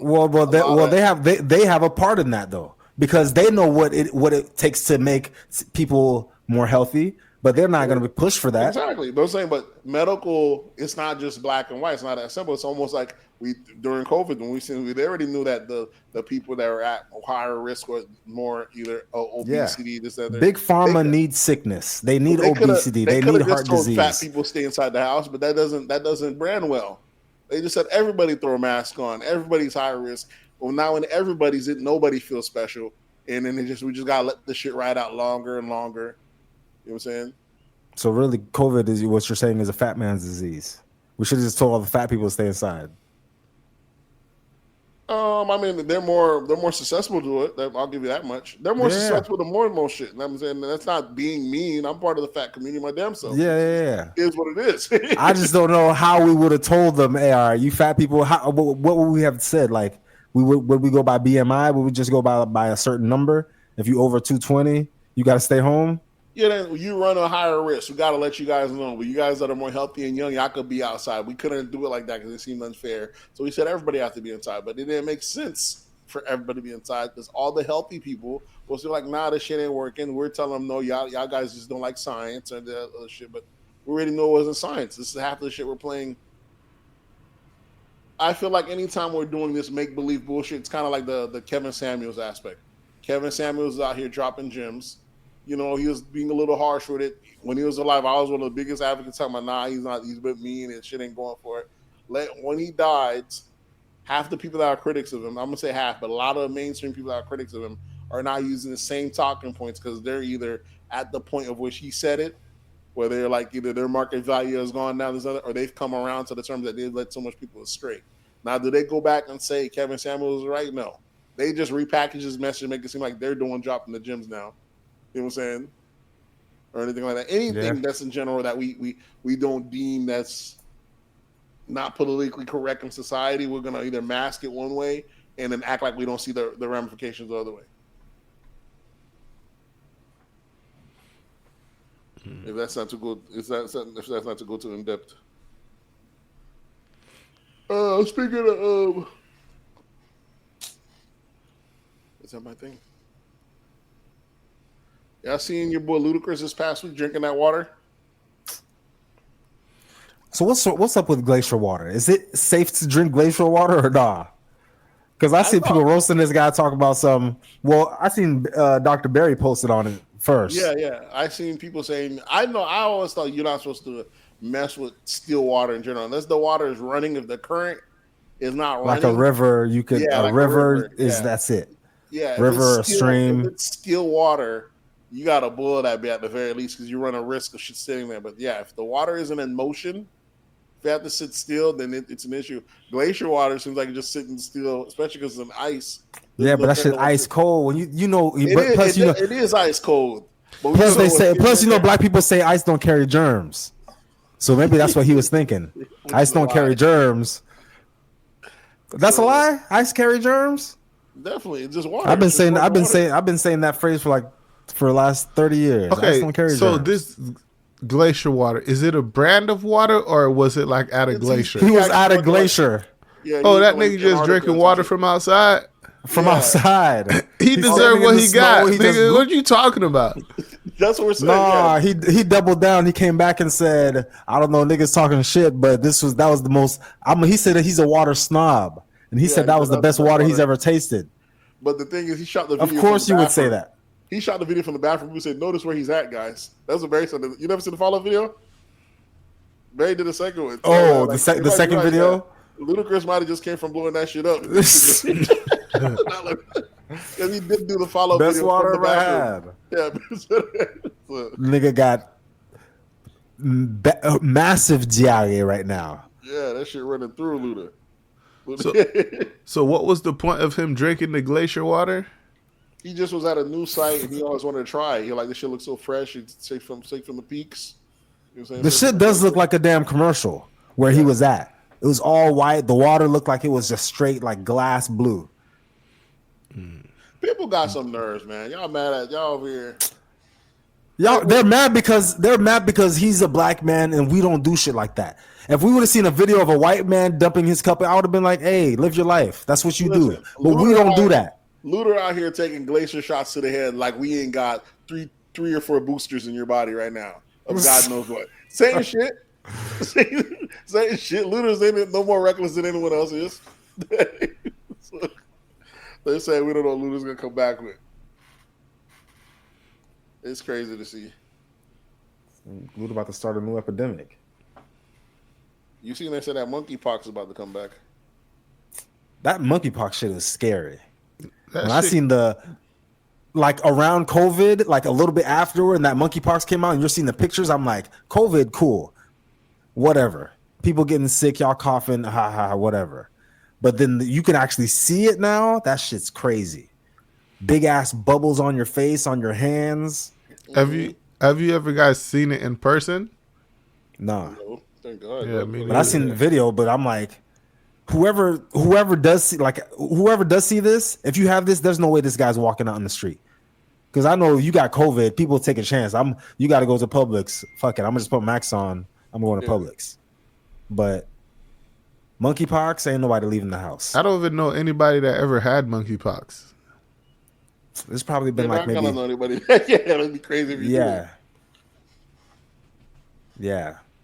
It's probably been. I've probably only seen a video of only like 3 people with it. Shit is wild. Y'all see your boy this past weekend interview, Cam Newton? I heard some. I didn't really watch the whole interview. I seen clips of it. Kind of been like breaking the net. He sat down with that therapist lady, and she kind of was pressing him.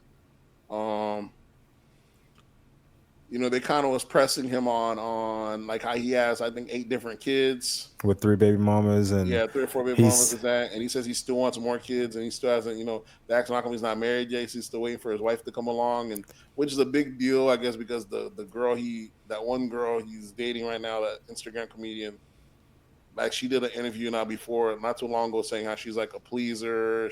He brings the best out of her, and all this other shit. People are kind of almost hit her with almost like that aha moment, almost like he's making you look stupid, girl. He won't marry you. You thought he was auditioning. People, what I'm saying? No one wants to make a girl feel worse about marriage than Juno and the internet. Those 2 culprits. Juno and the internet. Juno and the internet. No one wants to make women feel worse about not being married than other single women online or Juno. They remind them. And I was like, Cam Newton. The lady kind of was reading Cam Newton. He was trying to make sense of it. Anytime you press Cam Newton, you can find the flaws in his arguments as much as he try to make himself brand. You're like, this guy's a whole idiot. Yeah, he was saying that he was taking his time. Yeah. And the lady's like, you ain't taking your time. You're out here making babies with no plans of marriage and starting a family with anybody. You're just out here just procreating. But here's the issue. People are saying that he's out here creating broken homes, like he's not a millionaire. Like our structure of how we do things might be different. It might be especially for people that acting like, oh, he's out here breaking. You don't necessarily broken home. He might not just be a full-time father there. That's no different than half the motherfuckers out raised with a single parent. I feel like if you have he has the means to raise his kids. He don't have to necessarily be like, would it be better if he's there? Fine. But there's plenty of rich people that have kids and they send their kids right off the boarding school. Same shit. Okay, this is what I feel. I feel like if you're not a full-time parent, then your kid can say that they come from a broken home because they don't have a full dad and a full mom. They come from a broken home. If you got 25% dad and 100% mom, then you come from a broken home. Why are they pressing Cam Newton about this shit and not pressing the women that keep having babies with him? Well, because they can't propose to themselves. They can't propose, and he's the high value man. He like to bring that up and chill. He's the one that has to settle down and pick one of these women, but he's not. He's saying that he's. They saying Cam Newton is creating broken homes, right? Mm-hmm. Mm-hmm. So these women that know they're not getting married and having babies with them, they're not creating broken homes. The blame is on Cam Newton? Exactly. Yeah. They try to blame Cam, and here's what happens. If a guy goes out here and has 4 or 5 different kids with different ladies, they're going to want him to at least marry one of them. Or God forbid he's rich and he's still out here sowing his seeds. They're like, bro, we need you to tie it down to somebody. The bigger question is, what benefit is it for a millionaire bachelor to get married? Oh, it's not a benefit. What's in it for a millionaire bachelor? Why would a guy who already got the bag, he's rich. Why would he get married? It's like a logical. Can't no one really tell you that? There's nothing beneficial to him. He's doing exactly what he's supposed to be doing. The odds are in his favor. Yeah, why the fuck would he get married? That's what I tell my wife all the time. He's like, if I hit this jackpot, you lucky I ain't rich. I don't know if this is gonna be beneficial for me. Exactly. Like you already got the bag, man. That's pretty much what they say right now. You can't be rich and married. You can be if you happen to be. If you happen to be in love with this woman. No, love has. But there's no. If you're already rich. Mm-hmm. Why are you? It's like this. If you're already rich, let me go take a bet that I'm going to be with you forever, and what I'm betting on is half my possessions that it's going to work out. You're thinking, never take a bet like that. You're thinking too logically because that literally happens every day. Yeah, but I'm saying you'd never take a bet like that. They take that bet every day. Rich people take that bet, like but it's a bad bet. It's a bad deal. Yeah, it is a bad deal because recently we're all married men up here. You guys are kind of saying that marriage is a bad deal. We got to for rich men. We're not rich. For rich men, for men that are already rich. If you get married and happen to become rich, fine. It's fine, yeah. Then it's all odds. But if you're already rich, why would be in it for you? Because look at Tom Brady. Look at Tom Brady and what just happened recently. So he's married to somebody worth $400 million or something like that, richer than him, and he still had to hide his assets. Listen, she divorces him because she was cheating, and she's requesting the court give her half of his properties and half of his money. How does that make sense? Luckily, he got out of that. He put that shit under his mom's name and all that shit because he's the only motherfuckers that's really gonna hold you down forever. You know what I'm saying? He's the mom. If you look at the only other woman that's not looking to take up your interest, really, that's really the new play. That's really the new play right now. Like you just put everything in your mom's name. You don't got to worry. You don't got to worry about no prenup. Just put it in your mom's name. Why y'all think Diddy's untouchable? You know, almost all the bad boys is Diddy's mom. All that shit. That's why Diddy's untouchable. This is not a new play. It's like you were saying, try to go from all that. Yeah. So I know it's not a new play. Man, he first said this a long time ago. Got everything in my mama's name. Exactly. Only motherfucker that's gonna not try to rip you off and shit like that. Oddly enough, inside how that goes, but it's one of those things. So like it. So as much as they press it that he's out here making these girls look better, like yeah, he's doing what he's supposed to be doing. Because the odds are in his favor. Once he wants to settle down, when he gets old, as much play motherfuckers do, he might be 60-something. He gonna pull a Steve Harvey. He gonna get him a nice little. He might pull back, get him a nice little 32-year-old, 38-year-old, bam, and pull him back and marry something. Then when he settled down, but until then he's juicing. Y'all guys. Maybe it's not fair to the women that he's impregnating. You don't need to be married, but you're making you. But he is making broken homes. Because you can be out here fucking balls all you want to, but you don't have to be making these babies. Fuck that. Listen, these bitches want to get pregnant.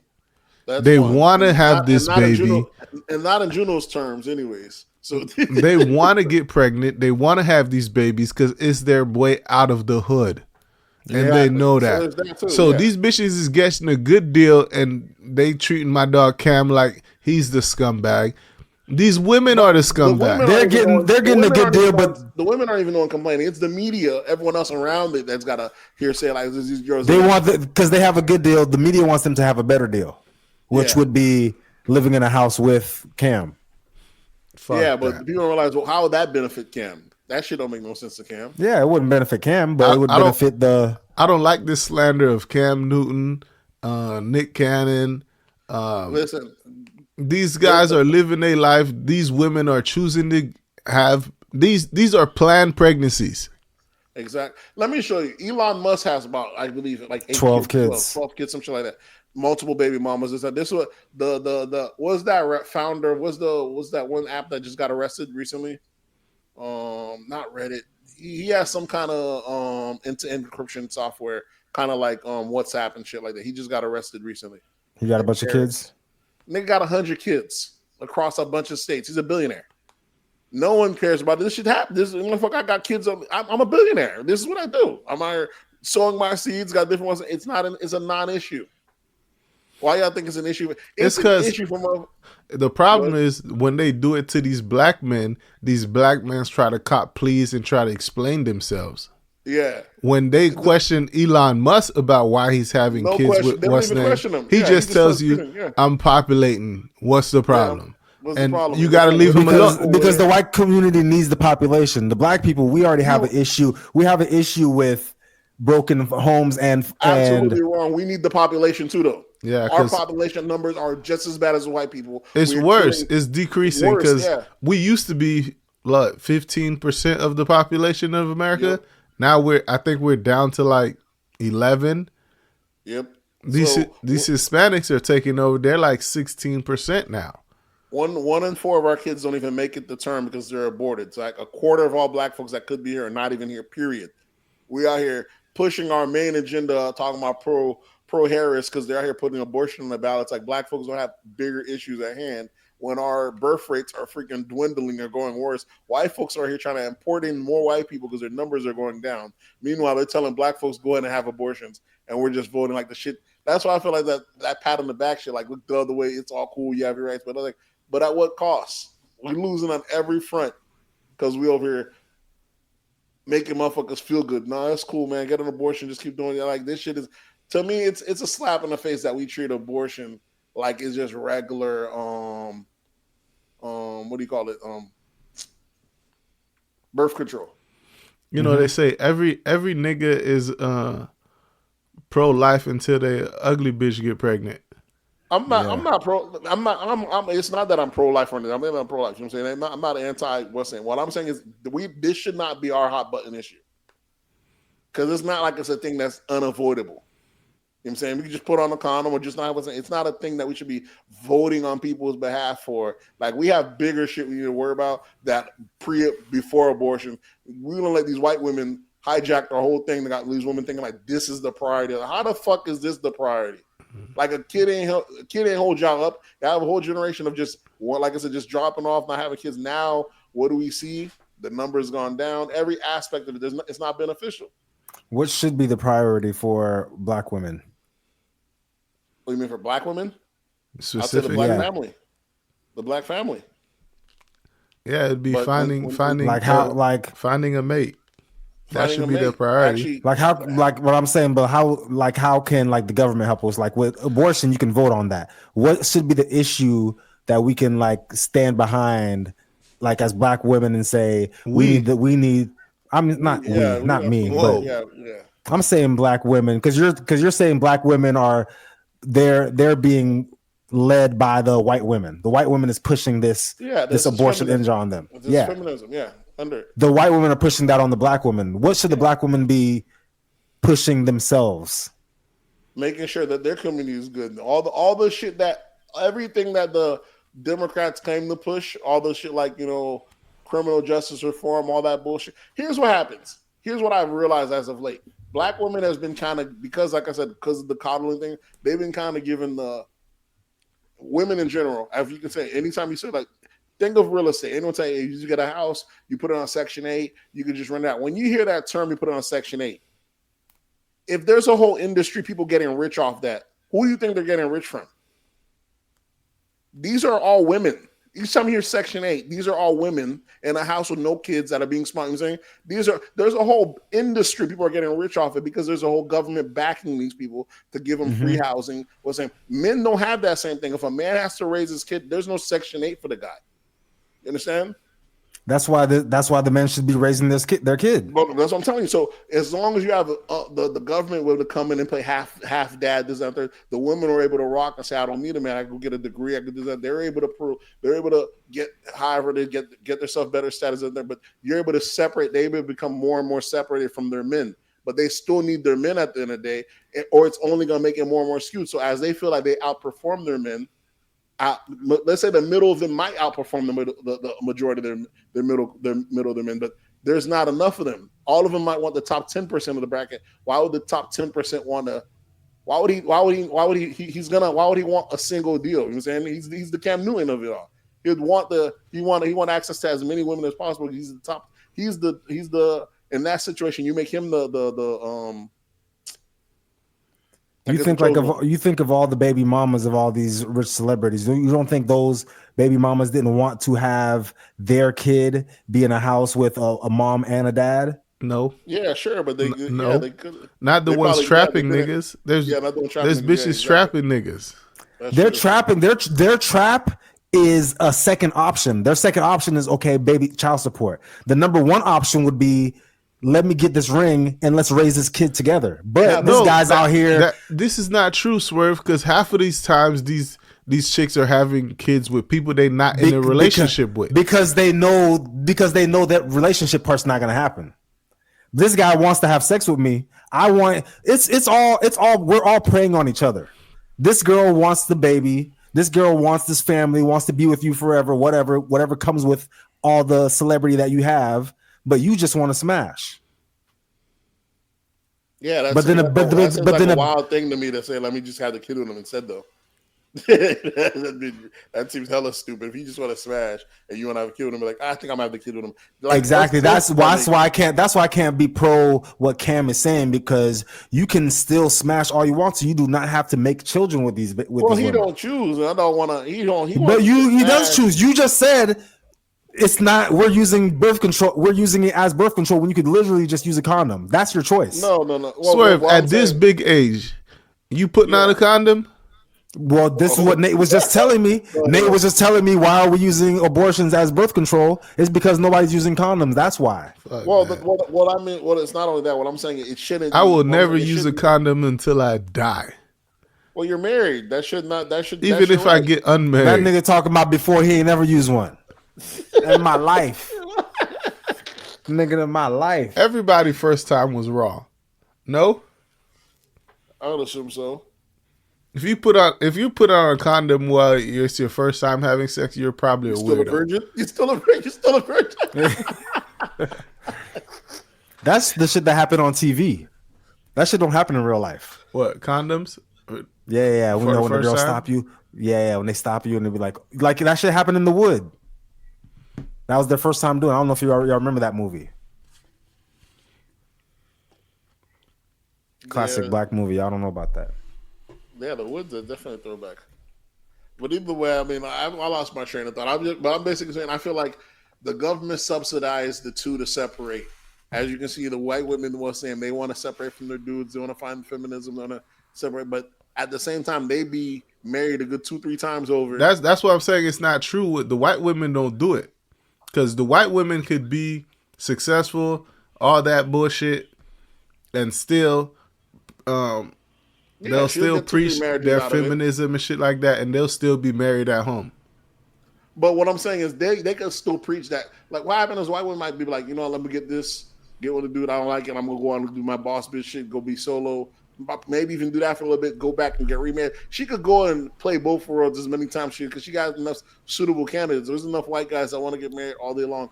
Black guys, they can say, now they're more reluctant to get married, especially now. And then especially now if they're getting the bag, it doesn't make no sense. Why would they want to? So you still have those two different things. And then you got plenty of people saying like, well, it's fine. You'll just date outside the race. So like, yeah, that's fine. Perfectly fine. Date outside the race. Do it. I'm not against that. Do it if you can. If they'll have you. You still have to deal with the real world as it is. Real world as it is. You cannot. That's that whole pat in the back shit. When somebody just say, I'm going to just go outside my race, like, I'm just gonna walk next door and they're just gonna be like, come on in. That's what they do. If you go online, if you look all these shit, they patent these women. That's how they really think the options are. They really think, we don't need black men, or we don't need whatever. They do really think that, it don't matter if I'm a man, I'll just get another person. People really do think that they have a skewed thing of options. They really think they have that many options. Like, if this person don't want me, I'll just go to that person. As if you still have to be picked. Yeah. No matter who you go to, you got to be picked. You still have to be picked. The odds are against you, and the older you get, it's the message is bleak. And it only sounds bleak because it's gotten this far, because y'all been getting pat in the back all the time. Y'all been getting led astray for so long. Had y'all listened to earlier, you could have avoided this. You know what I do see a lot of? Single black mothers with mulatto kids. Yeah, you might go and catch a white dude and can't hold them down. You become single regardless. Same shit. You go elsewhere and you still the same result. Damn, that nigga Juno sending shots. No, I don't know. I'm not like, I don't personally know many of them, but what I do see is like these chicks that do say I'll just date outside my race end up being single mothers to mulatto kids. Shit. Yeah, same thing. Shit. Same result. But now they got a pretty mulatto baby. I don't know. Listen. I didn't say they was pretty. I just said they was mulatto. I'm telling you how they feel. They go to another race. They go to a white man. Some women will go to a white man just because they think they're going to get a pretty baby. Go to an Asian because I think I'm going to get a pretty baby out of it. I don't even want to be with this man. I just want a pretty baby, and I'm going to be fine by myself. It's crazy. It's I think a lot of single motherhood come from women being depressed and like they needing to be loved, so they have a child, yearning for love, and that's where they think they're gonna get the love from. But the kid end up disliking them. Here's what I say. I feel like it comes from them getting bad advice. It's already a bad situation for his spouse, but then let's say no one gives women more bad advice than other women. And they always tell them, do what's best for you. Not what's best for the family, what's best for the situation. Always do what's best for you. Which basically do what feels right. Basically lead with emotion. So as long as you're I think that's just a women trait. Women are inherently selfish. But I'm saying, but even when they're giving game to each other, it's still like that. So when you're thinking like that, it's always a short play when you're thinking shorthanded. If it's always I, you know what I'm saying? And especially like I said, we have our women are also the most educated, this, that, and the third. As you can see, they've adopted everything from from academia, from the way of thinking. Our women are very, like I said. Swerve, Nate don't like these smart bitches. I don't mind them. I respect it, but I'm calling how it is. It's why would I not? I understand what he's saying. He's understanding. Everybody likes smart women, but it's just you gotta know the trade-off. Yeah, it's not a. It's like a rich woman. The richer she gets, the more powerful she gets, the least likely she's able to find a pair. Real quick on that right there, I just seen a post. Snoop Dogg out here trying to find Martha Stewart a boyfriend, talking about she's too beautiful and rich and smart and all this stuff for her to be single. Why do you think that is? This bitch is a whole billionaire. Women don't date down. That's very rare, and even when they date down, it's a skill set that when you date down, when you have that much over a guy to not throw it over him. And what billionaires gonna want a 60-year-old Martha Stewart? Yeah, she might. She'll still knock her. She'll be happy to take a younger dude to knock her down. But she said, what older billionaire would want her? Oh yeah, exactly. What older billionaire? Exactly. Why the fuck? I'm a billionaire. Why would I want that for? Her money means nothing to me. So it's one of those things. She can't give me nothing. She can't even give me a She would have to find a regular 9-to-5 nigga like me. Yeah. We in that. Well, fast forward, but make me think of that Cam Newton thing. Someone said online, if you look at the comments, people saying, "Oh, he puts himself high value, but he's not all that because he can't find a woman that's high value." And I was like, "What are y'all even saying?" He says, "What are you talking about Kevin Gates that he can't find?" Cam Newton. He can't find it. He can't find his own counterpart. Like, what do you even? It's still laughable. What does that mean? Yeah, that is crazy. What a guy is his not counterpart? Trying to find his counter. You don't want the same shit. That's what y'all don't understand. That's the somebody at his level. Yeah. They're not trying to find their level.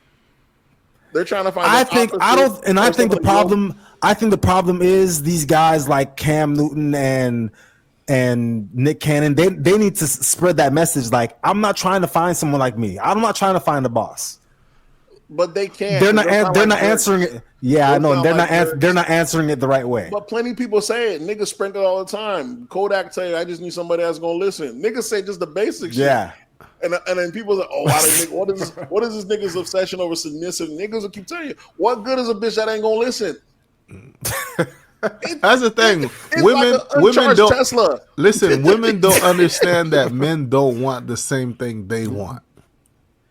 Like, I don't know what's so hard for them to grasp that concept. Like, we don't want this. It's not that it's hard for them to grasp it. It's because society showed them everything else. Otherwise, they make it seem like it's fair. They're like, oh no, this, that. He's gonna want that. That's not. He don't want none of that shit that you got.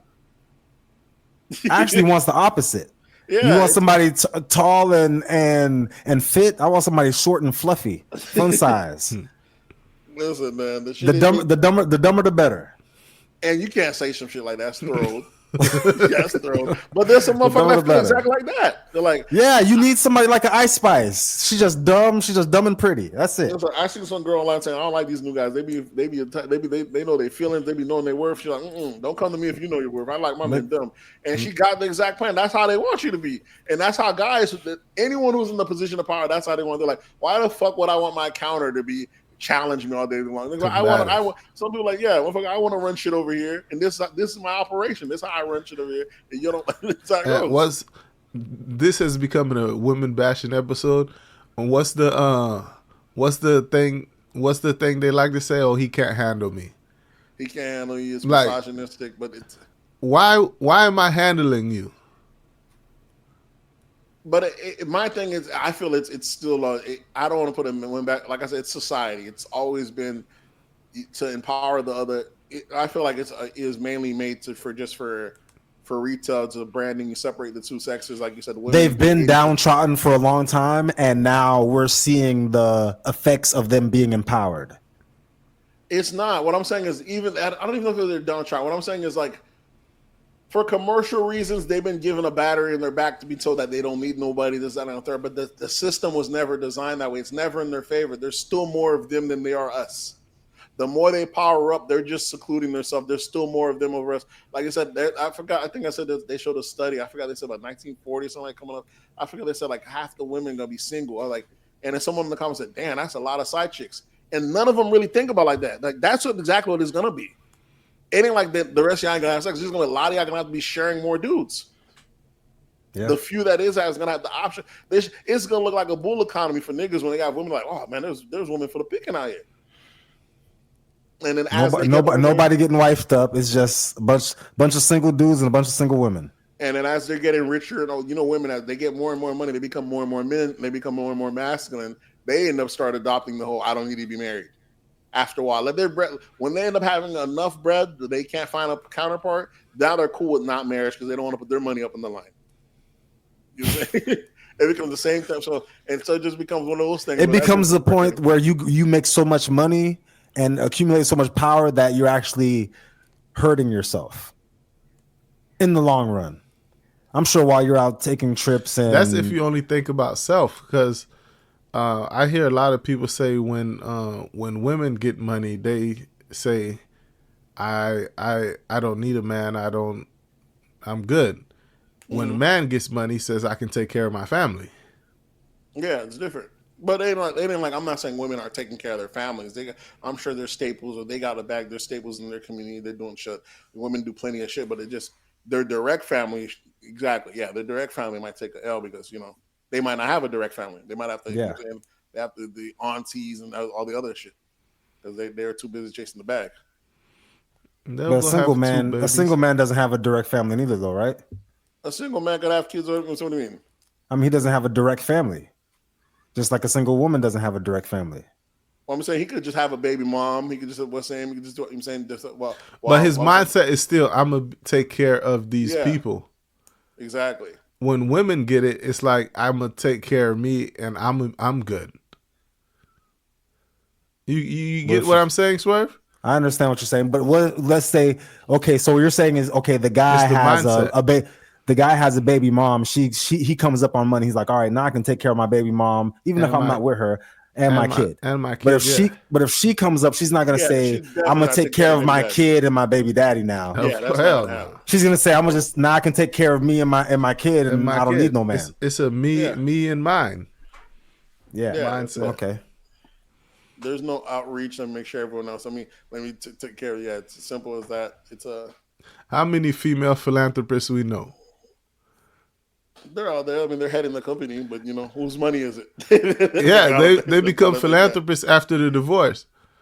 Well, the other niggas' money. Ain't that the fuck? That's the try. How you take half my shit just to give my shit away? That's that bullshit. like Bezos' wife. Yeah, bro. Talk about she's the biggest fuck. They're like, that's his money. You throw it away. Why not just leave him with it if you're just gonna give it away? Yeah. That's that bullshit right there. But either way, shit isn't fair out here. Not the backroom, and shit ain't fair on either side.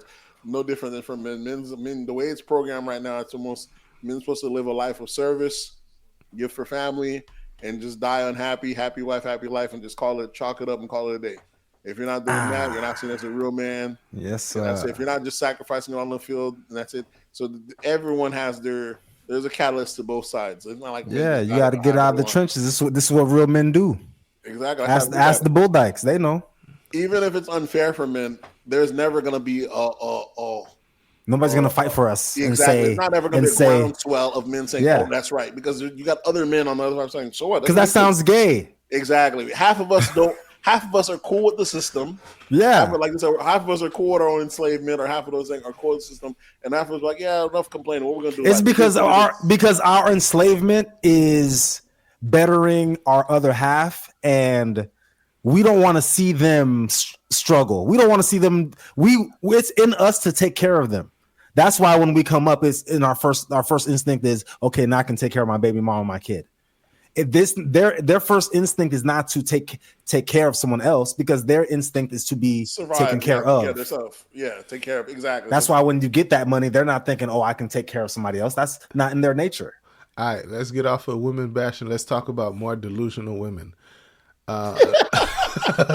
Alicia Keys was being interviewed, and she came out of nowhere, and I don't know if it was a question asked, but she came out and was talking about, what the hell does a DJ even do? Type shit. Which sounds crazy coming from a musician. Coming from a musician, that sounds very wild. And married to a DJ. Married to Swiss Beats. He probably like, one of the biggest DJs. He be out here getting check shot. I don't really know what the fuck this nigga. What this nigga? He's like Tommy off of Martin. How does this nigga get a paycheck? She out here wondering, look at her paychecks. So it's like, we paid this nigga that much. What's this motherfucker do? So I play the same set every night. You mean so we're paying him a different check? You know we could just record him once, right? And play the same. So she might be right, though. She was pretty much saying niggas pretty much just have their shit mixed together while they're at home. They have their mix. They're not doing nothing crazy at the set, at the party. They're just playing whatever they already done pre-recorded. So what are they actually doing? That's the thing. Like, I can sit at home and draw $1 million painting and go on tour with this $1 million painting. Are you going to ask me, what am I doing?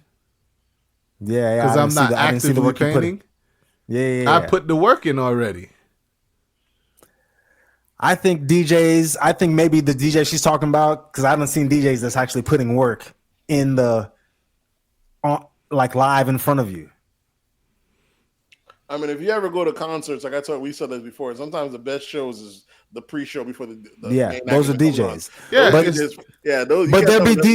DJs nowadays that literally just have a playlist and they call themselves DJs. Exactly. Maybe that's what she's talking about. She's talking about the playlist DJs. Yeah, she's like, what are we paying this guy for? But that's the thing. Like, the DJ has to read the room. He has to know. Because not every room to switch it up, you might go into a room and it might be a little bit more Latin flavor. You got to switch it up. You can't be playing the ratchet, sexy reds. They don't want to hear that. Exactly. So the DJ has to understand the culture and what the room wants and what the room likes. But if he's just playing a playlist and he's seeing people don't like this song, but too bad, the next track is about to come on and he's not doing nothing about it. And you can tell those DJs that can't read the room. Because the party is not constantly getting better and better. Yeah. So if the DJ is rocking the room, that's what he's doing. Have you been to a club or a party since the Kendrick Drake beef? No. I'm going to a concert Saturday though, so let's just see. Who's Sexy Red? Kevin Gates and Gorilla. That should be good. Who else is there? Kevin Gates, Gorilla. Those are the only two. I'm Boss sure Man? there should be someone else. I don't know. If you had Boss Man D-Lo on there, I might come. I might slide through there. Yeah, Boss Man, he's rocking right now. If Boss Man is there, I might come. It's crazy. That is crazy. It was crazy. I actually looked up as soon as I said it, and then I was like, "Damn, Juno's not gonna say nothing." I'm letting y'all rock, bro. Y'all tell me But you didn't let me rock. But you didn't let me rock, though. I'm letting you rock. That's not letting me rock. That's not letting me rock. You brought it up. I know I messed up when I said it, but I was like, all right, these niggas, they gonna let me slide this time. Pause. I was gonna say that. I see even that one. But even that one, I was gonna let that one slide. Pause. That's a crazy. Maybe them niggas gonna let me slide. Like, damn, I can't even talk. I told me I have gay ears, so I'm gonna let y'all rock out. How y'all rock out? Right. Rock out with the cock out. Have y'all heard the those Drake drops, the 100 gigs? I hate when he's just dropping random music from something. I'm like, I'm not gonna go search for your music. So unless it shows up on Apple Music or Spotify, however, even though you say you drop 100 gigs with the of unreleased tracks, where I'm not gonna siphon through all that. Exactly where I'm not gonna risk. If that shit is not coming through the streaming services, I'm not going after it. I think he just put them out of them. I think he put a couple, like 3 of them end up going on the streaming services. It's called the 100 gigs on there. So it's like 3 tracks on there. All of them bopping right now. Drake can't really miss, man. So if I go on Apple Music and I search 100 gigs, it's going to have 3 tracks by Drake. By Drake, yeah. All right. So one he got with Lotto, one he got with 21, and one's like really by himself. But I'm rocking with him. Niggas can't be running around searching for music. You might catch a virus. Mm-hmm. Yeah, that shit is crazy. What the fuck is wrong with niggas? But just for his loyal fans, he just drop it. I'm not until y'all put it up. I think he tried to just drop it. And then the label sent like a cease and desist type bullshit. So one thing I know, it don't matter what Kendrick got going on, Atlanta is not gonna stop fucking with Drake. No, it's not gonna stop fucking with Drake. So the thing is, Kendrick was supposed to drop apparently, but now it looks like he's gonna push it back. So his fans just basically got taken for a loop. All the new Kendrick fans that was probably expecting more of Not Like Us, they're in for a rude awakening because that's not Kendrick's main bag. So they're in for the awakening. If you're in for Kendrick coming out anytime soon or super fast, that's not Kendrick's style. That's one. So he's gonna have that hanging over. The fastest you've ever seen him make music was during this beef, and that was just because of the beef. Exactly. So this guy's an artist.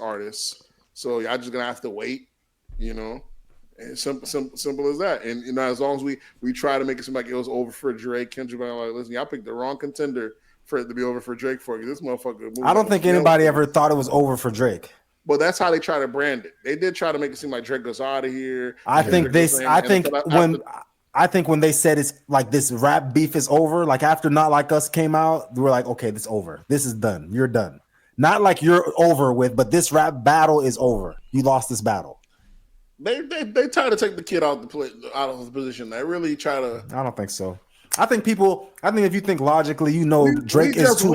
We just witnessed what Trump had to him, that assassination tip. That was the same version we just witnessed. It was a 1v20. Yeah, 1v20. We just witnessed. They try to take the king's head off. They really tried. They came. Yeah, you can't Teflon Don. You can't take them out. Just like Drizzy Drake, you can't take these guys out. They tried to, and they turned a lot. I've been seeing online some people say, "Man, I try to listen to Drake, is just not feeling the same." There's some fans with enough PR, with enough push, you can sway some people. Some people you are definitely correct about that, because ever since I heard that J. Cole apology, his music does not sound the same to me. You see, this shit happens. Because you realize this nigga's a bitch ass nigga. Exactly. But this nigga's bars are still fucking fire. Yes, the same exact bars that I was listening to a couple months ago. Now I'm hearing them. I'm like, this bitch ass. See, some people, this bitch ass nigga running from the smoke. Kobe would never. Yeah, running from the smoke. Some people can't even go back to him for that. I remember this. This is not. See, I've been hip hop ever for a hot minute. I've been in love with hip hop for a hot minute, in a sense. Hip hop's not a male or female, but I remember when this shit happened to Jay-Z. Actually, it's a female. Of course, that's what you wanted to be, right? But I'm saying I just say it's a male. Hip hop got to be female. It was created by men. Exactly. That's why it's a female. Yeah, if it's men, we could decide what it is. Men make votes, they call them females, shit like that. So, but either way, I remember when the crowd turned on Jay-Z.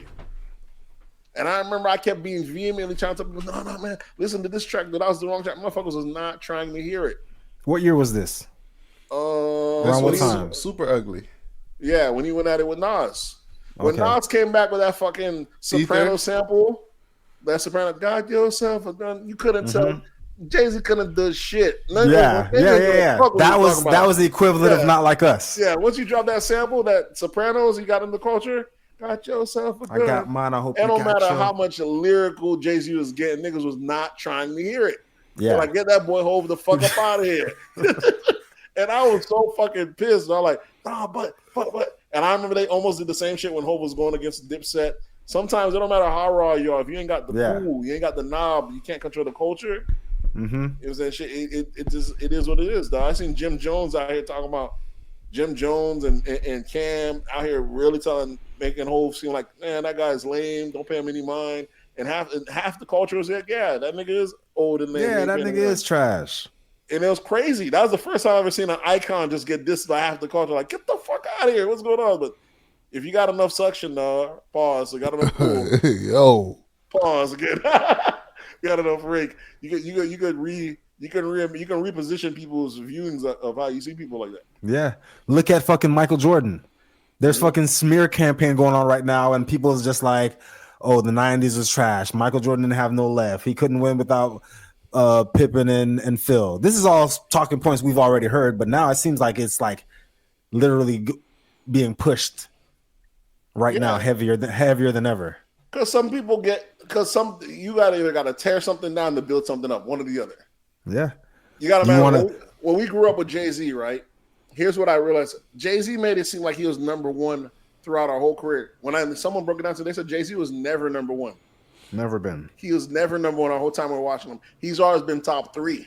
Mm-hmm. Yeah. So when he was up, Eminem was out, or Nelly was out, or 50 was out. He was never number one. Or DMX or Ja Rule. Yeah. But the way he's repositioned it, the way history has been rewritten, it felt like I'm like, bro, nah, Hope been right here. He's never been number one that whole time. He was always just in the top three. But the way that branding works and how he won at the end, we don't want to see none of that. And eventually, the same thing might happen with Cole. He's always up there. It's like he gets to the end of the race. Pause. The story might change. Yeah, it could very well. See how it goes. It's crazy to see though. Now that Hov's the billionaire, now that he's up, and Nas out here still. Here's the thing, Nas out here still making Grammy Award making albums, fire lyrical albums. Hov's giving us one album every 4 or 5 years. Hov's now become the same motherfucker he made fun of.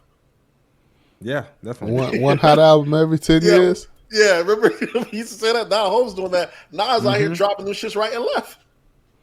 Yeah, but them shits, like, I don't know if it's the state of music, but it's not like Nas shit ain't being recognized culturally. It's being recognized as far as him getting Grammys and Oscars and shit like that. So the people that the music heads are still fucking with it.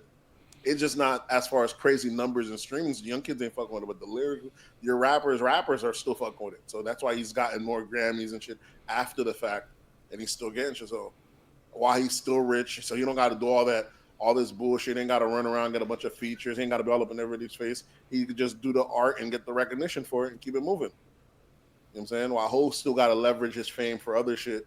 Hov almost feels like, I already know, it's been a while now. Hov will not drop an album if he thinks it's going to flop. He can't even risk it flopping.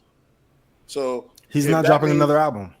No, well, if that means he has to make it where the streaming services buy 1 million copies in advance, whatever it is, he's never going to have a bad first week. He don't do shit like that. He's going to make sure the win is in automatically from the jump. You see YG just dropped an album, only sold 8,000 the first week. Mustard 2 months before, a month before that, only sold 8,000 the first week as well. They're calling that the Drake curse. Y'all niggas went against the God. Now y'all suffering only 8,000. You think Hov want to run the risk of hearing 8,000 the first week? With streaming, how does 8,000 look like? Exactly. That's crazy. That is crazy. Exactly. That means somebody turned off a tower or something. Like, what's going on? That's nothing.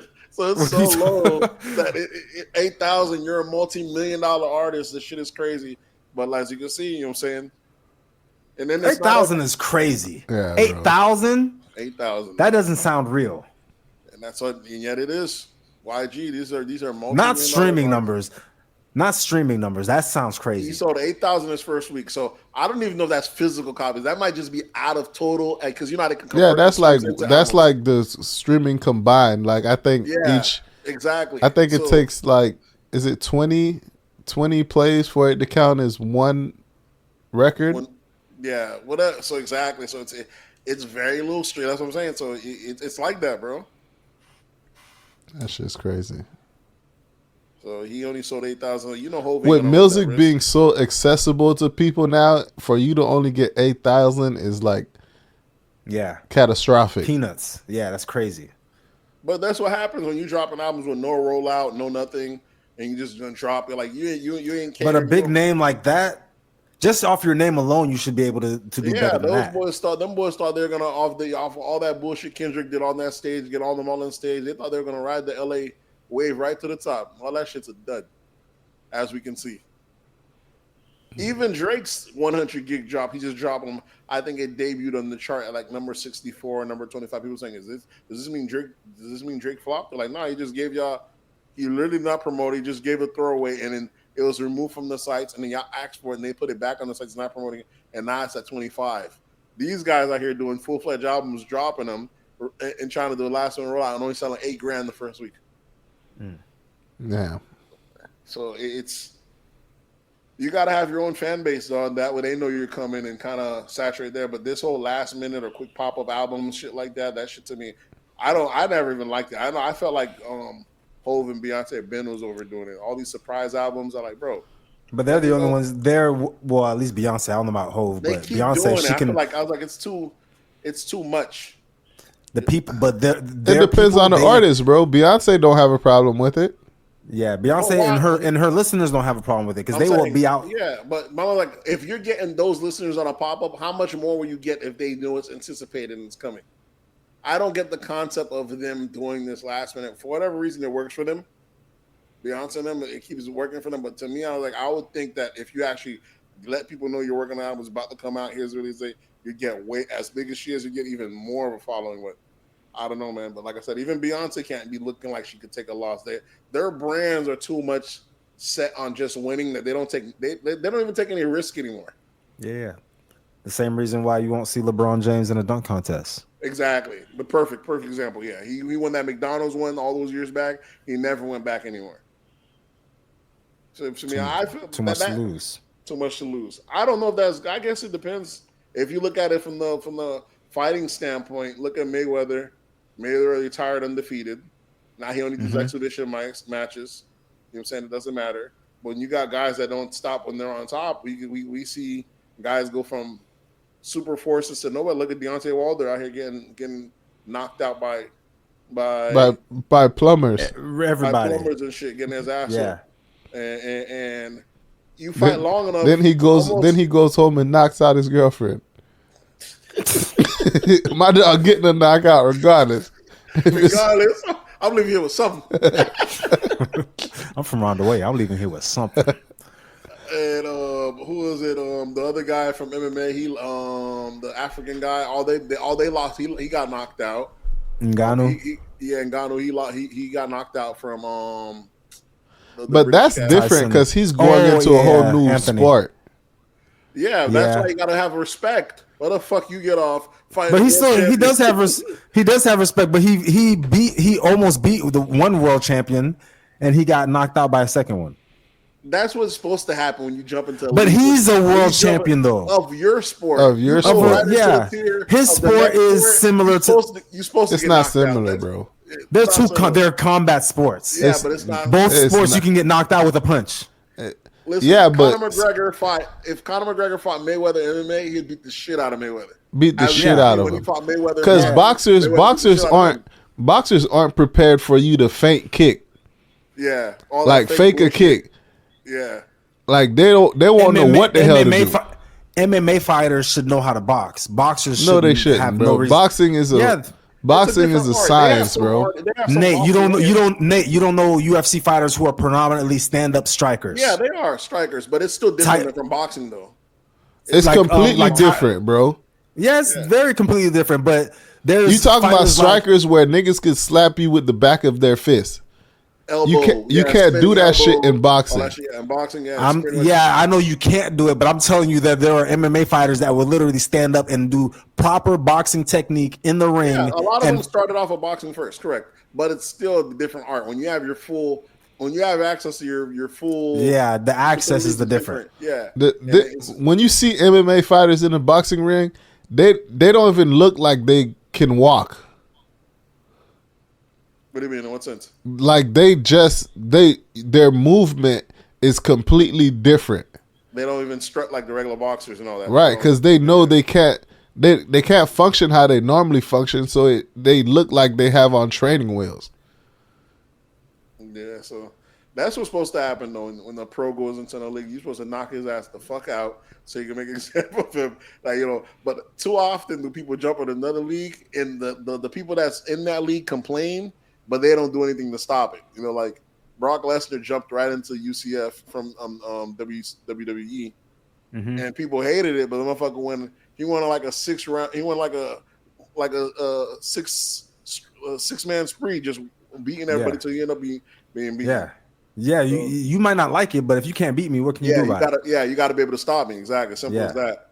But so Francis got stopped though. Francis got stopped. Izzy. What's the Hispanic? Izzy went to boxing. He didn't go to boxing, but he's been fighting. So I'm saying, so sometimes you run a risk. Izzy's fighting. Izzy defends his title or fights more than most fighters. Yeah. He fights like 4 times a year, and at different weight classes. Now we've seen him he got submitted recently. He lost the fight. So we went from Izzy being almost undefeated. So that's why I was saying the only undefeated fighter right now. I don't think there's any anymore. I think all of them end up losing after a while. And they all lose after they move up weight classes. If they stay in the weight class they're in, then they're probably not gonna. Tyson Fury even lost recently. Tyson Fury lost, yeah. Yeah, see, that's what I'm saying. So there's the good thing about it when that happens, like now there's no more unanimous champion. Now it's just warriors. I rather like it like that because when it's just unanimous champion, then they start ducking and dodging who they want to fight because they have too much to risk. Now that everyone's got a loss, everybody's got losses. Now we can all fight each other. Now we can see getting there. That's what I like about Conor McGregor, though. Even though he's up 80 million, he's still going to take a fight. He might not fight as well when he's up. You know what I'm saying? But he'll come back around again if you're like, fuck it, I need this bread. He'll come back and whoop you. That's why he's still a champion in that aspect. That he's always willing to take a fight. Even though he's making a killing outside the ring, he has no reason to fight anymore. He's still willing to take that fight. I wonder how old Conor is right now. Because he needs to stop fighting soon. He could. Mayweather's not fighting no more. He could stop fighting. Remember, Conor had one fight where the fight ended so quickly. He'd be buddy with his shoulders. If you get an ass, he could have fought later on that same night. But think about that. That was probably you're remembering that because you think it happened recently. That was probably like 8 years ago. That shit was mad long ago, Nate. That shit was beautiful though. Clean, easy fight. If I'm having fights like that, I'm gonna fight a couple times a year. After I saw that, I was like, bro, I'm putting that in my arsenal. Next time a nigga to wrap me up like that. But that's what you get with MMA. He couldn't do that with Mayweather. Mayweather beat the shit out of that easily and way smaller than him. So it's different when you go to different things. But I feel that sometimes you get the benefit of now when you get the losses out the way. Now you get the chance to just be a warrior and do whatever you can to just get the wins. And maybe you could accumulate them that way. Nah, we don't like warriors. We like perfection. We do, but it's so rare that it comes by, and then as soon as they lose it, you know what I'm saying? All right. So speaking of lose, right? Plies is out here trying to prevent a loss.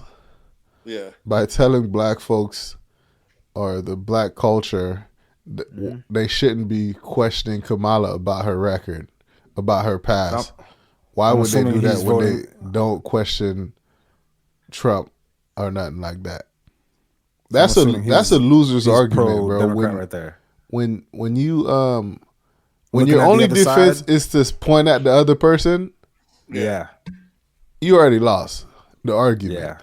To me, I hate that. You argue with somebody and they wanna bring up some shit that you did. Yeah. You did the same. Nah. I told y'all Pliers is when the pandering. Tires is even using women's defense. You ever told a woman was wrong? You ever think you're gonna get your shit off and you end up talking about shit you did wrong and to flip it on you? That's all it is. You got a grievance here to flip it on you. Flip it on you every time. Pliers know who butters his bread, dog. Pliers out here like the black church, dog. Pandering to these women, telling them whatever they want to hear. Getting them paid, that's all it is. You know what I'm saying? It blows my mind as hard as Plies out here caping for Kamala Harris. I was like, he needs to go in and just remix that song 100 Years and put Kamala on the intro. I'm like, you talking about niggas giving 100 people 100 years, but you out here promoting for a fucking a DA. What's that? Make it make sense. I don't want rappers in politics. I don't mind it. Period. I mean, everyone's supposed to have their voice, but I'm like, let's just have some sense here. You know what I'm saying? It's kind of crazy. I mean, rappers shouldn't be in there. Like, y'all got too much dirt. Because of the message that they deliver. Yeah, the messenger matters. Yeah, they got too much dirt in their name because let's say he is right, this shit don't stay. You got to realize who you fucking with, bro. You're stopping lots of people from power from getting in power. They're like, all right, now this shit's cute. You've been getting it off. All right, no problem. It won't be long. Don't think what happened to Andrew Gillum can't happen to you. Mm-hmm. They start digging around. Don't think these motherfuckers are like, oh, he's Plies. Let's let him live. We live in a different age of politics. These motherfuckers will show a picture of you and your babies. They don't give a fuck. You know what I'm saying? They'll show a dissertation to your kids at school of your lifestyle if that means tearing you down. So I'm like, you gotta walk a tightrope, though. You gotta hope. You know what I'm saying? And I'm also just disillusioned by politics. I feel like I've been following it for 20 some years. I'm almost like the kid that it's almost like after a while you're like, Santa's not real anymore. So seeing people go this hard for any candidates, either way, like you couldn't have been following politics this long for you to be this disengaged or this like these motherfuckers are lying to us, right? Either side. Like you putting a little too much weight behind it. The time that you've been following politics, you just happen to be in like the best time to be follling politics. No, Obama, I know, but Obama 8 years, George Bush, Trump afterwards, and even if you go before that, Bill Clinton. I feel like I had the best of the best, all the best candidates. Definitely, it made me realize that they're all bullshitters. So people that's even older than me, on both sides, been in it, are like, how can you be this old and still be this tied in? They're like, you do know these motherfuckers are liars, right? This is not new.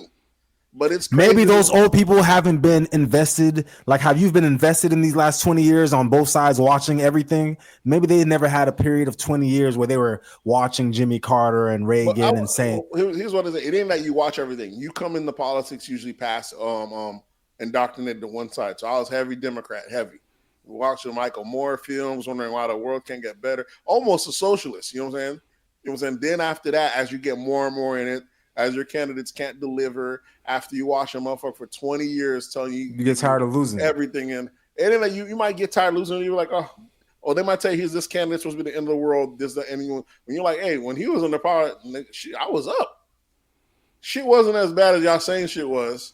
Yeah, sure, he's not perfect, but y'all told us the sky was gonna fall. And y'all been telling the sky was gonna fall for 20 years now. The sky ain't fall yet. Mm-hmm. And he's about to run it back again. And you still breaking out the whole playbook. I'm not scared of that playbook anymore. And I know you ain't delivered yet. It's crazy to me that like I'm running for a job that I've been doing bad. And I'm saying, well, yeah, if you reelect me again, I'm going to do it right this time. Who would do that? Yeah. And the sky still hasn't fallen. You're supposed to be on the no rehire list. Yeah, exactly. Get the fuck out of here. So, how you going to tell me, talk about, oh, y'all just don't understand. She was the vice president, so her hands were tied. Get the fuck out of here with that bullshit. You represent that administration. Y'all got to get out of here. Your platform ain't that much different than his. Don't tell me her hands were tied. Even if her hands were tied, it ain't like we voted for her. She was not even unanimously voted in. The last nigga was about to lose because he did two sorry-ass interviews. I mean, two sorry-ass debates. Y'all shoehorned her in last minute, and we're just, how is this even democratic? Yeah, it's not. No, the people that backing her, it's like they're delusional. It's like how do you not see the unprecedency of what just happened? It's crazy to me, and how much some people just fall in line. I'm like, Democrats to me has been so cool with just giving away their power ever since COVID that they've become it used to be Republicans used to be the part that was about taking away powers, taking away stuff. You know, they were the ones that after 9/11, hey, now when you go on planes, you got to check your shoes, you got to do all that. Now you got to, they've been overly government over what's saying. That used to be the party. Democrats should be the one that we got liberties of rights. After COVID came around, they were pro censorship. Yeah, censor us, certain information. They're cool with censorship. Hey, deplatform this person. They're cool with that. They became the party more and more. Oh, if they don't want to work, tell them they can't have any. They if they don't have the vaccine, they shouldn't be able to work. Democrats, the same one that's trying to make Kyrie Irving can't kick him out the fucking NBA because he didn't want to get a vax. But it's still the same party, my body, my choice party. It's the same party that keeps giving away more and more rights to the institution that we're just supposed to just play ball, go along, shit like that. That shit don't make no sense. Now we're not even picking our elected officials, and we're supposed to just go along with it. Yeah, that's crazy. Ain't no one voted for Kamala. How the fuck is she the candidate and now want us to just all go on board? Yeah, and everybody's supposed to just pretend like it didn't happen. And that's exactly what they do. They all just fell in line and just go there like, that's that bullshit, bro. Like, who asked for this shit? No one asked for this shit. It's undemocratic, and it was probably illegal, right? It's probably it sounds unconstitutional. Listen, but these Democrats, these motherfuckers that are cool with telling y'all, oh, I'm cool with censoring me or censoring my voice. These motherfuckers is cool with bending over, bro. That's just as sad as it may be. I've been on both sides. Trust me, I was a heavy Democrat. When I'm always seeing how they used to make fun of Democrats, y'all liberals, y'all pause. You know, I was saying y'all liberals bending over. I've been on both sides. Whoa, yeah, you're right. You gotta. Hey, yo, this nigga wildin'. Listen, man, I'm just saying. Hey, yo, what the fuck? In general, one group seems to be cool with the government doing any kind of way with them and just going along with the banter, just going on. As long as our party wins, we're going to try. So let me ask you. So if Trump got into office and somehow finagled it so that he was the last president ever, we're not doing elections no more. How's that any different than Democrats? Each time we try to get a candidate, y'all keep going with every candidate. We wanted Bernie, y'all screwed Bernie and gave us Hillary, right? That's what the first go around. The second, and then after that, this time around y'all gave us Joe Biden. We told you he was not going to win. They said, "Oh, this guy, we need a different guy." They said they're going to rerun it back again. We've seen they done weekend at Bernie's with this guy half dead walking around for almost 2 years and some change now. And every day I told us, nah, he's just fine. He's just fine. Up until a month ago, y'all want to go flip and talk about, oh, well, it's courageous. He decided to step down. Now it's courageous. It wasn't courageous. Now it's courageous. He wasn't putting the country at risk this whole time when this guy didn't know what the fuck he was doing. Yeah. The last 9 months, that's not a risk. But you tell me the orange guy is a risk. The guy that don't know what the fuck he's doing is ruling the country, and you tell me that's not a risk versus the guy that just has a mouth on him.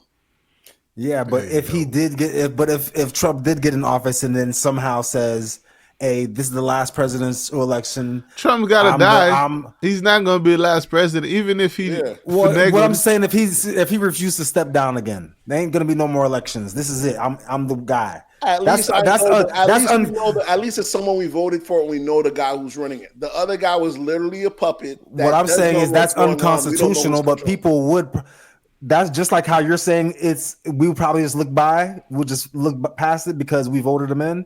It's still unconstitutional. If we can look past one. This is all Democratic fear mongering politics. Yeah. Talking about he's not going to want to step down. He's not going to want to do this. It's all a bunch of hearsay bullshit.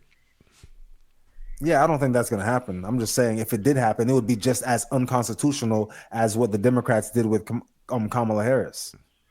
My thing is Kamala didn't even win out of LA last time. She didn't even run her own state, and she had to step out. So the fact they are showing her and in the media, almost immediately, that's like it's us two-handed. It's almost the Jasmine brand, all these shows, all the black outlets, all them automatically. It's nothing but nothing but positive Kamala pieces all day long. Everyone just jumps on board. You can see how quick they push the button. It's almost like they're like, hey, okay, we're done with the they're not like us package. Just we go ahead and roll out the Kamala package. The same group, the same bots, same shit. It's all just everyone's a wave of like, y'all tried this last time. With enough time, you can be able to galvanize enough people, maybe get the groundswell going. But don't count the authenticity of Trump shit. As much as people saying Kamala this, that, and the third, I still haven't seen a Kamala Harris sticker anywhere. You can go places in Florida where you can drive for 15 minutes straight and see nothing but Trump stickers. Yeah.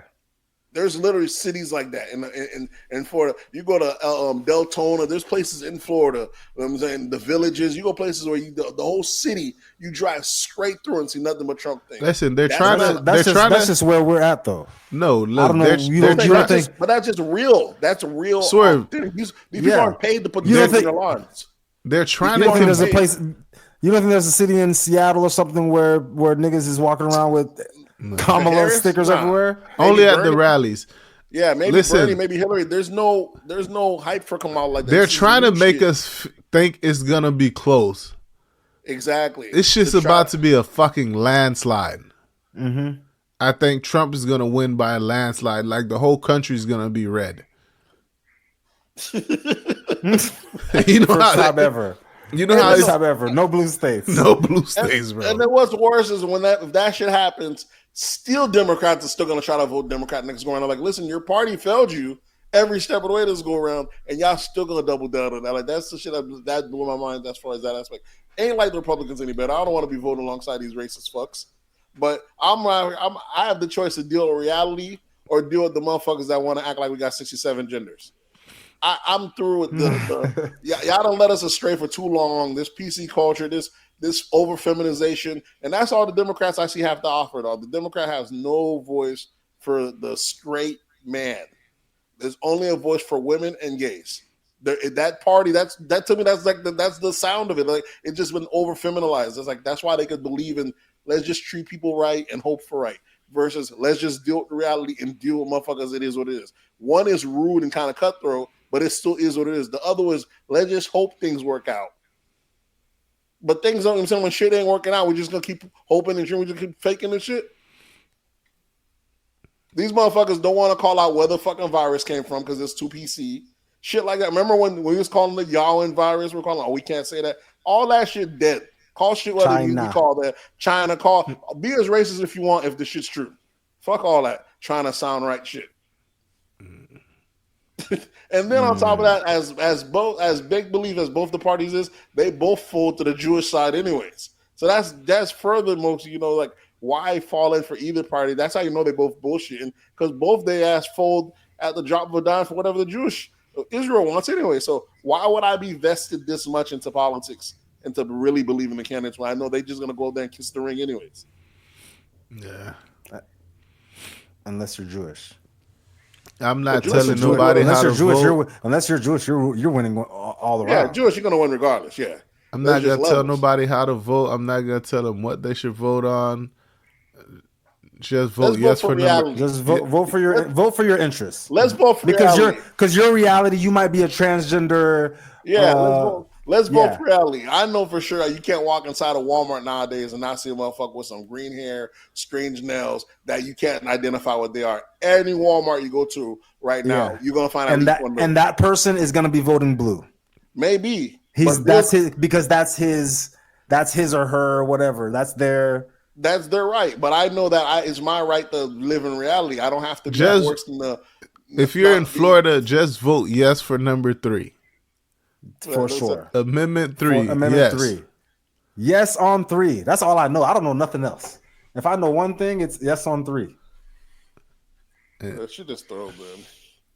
What's worse is motherfuckers that smoking shit probably ain't gonna be the ones to vote. That's the problem.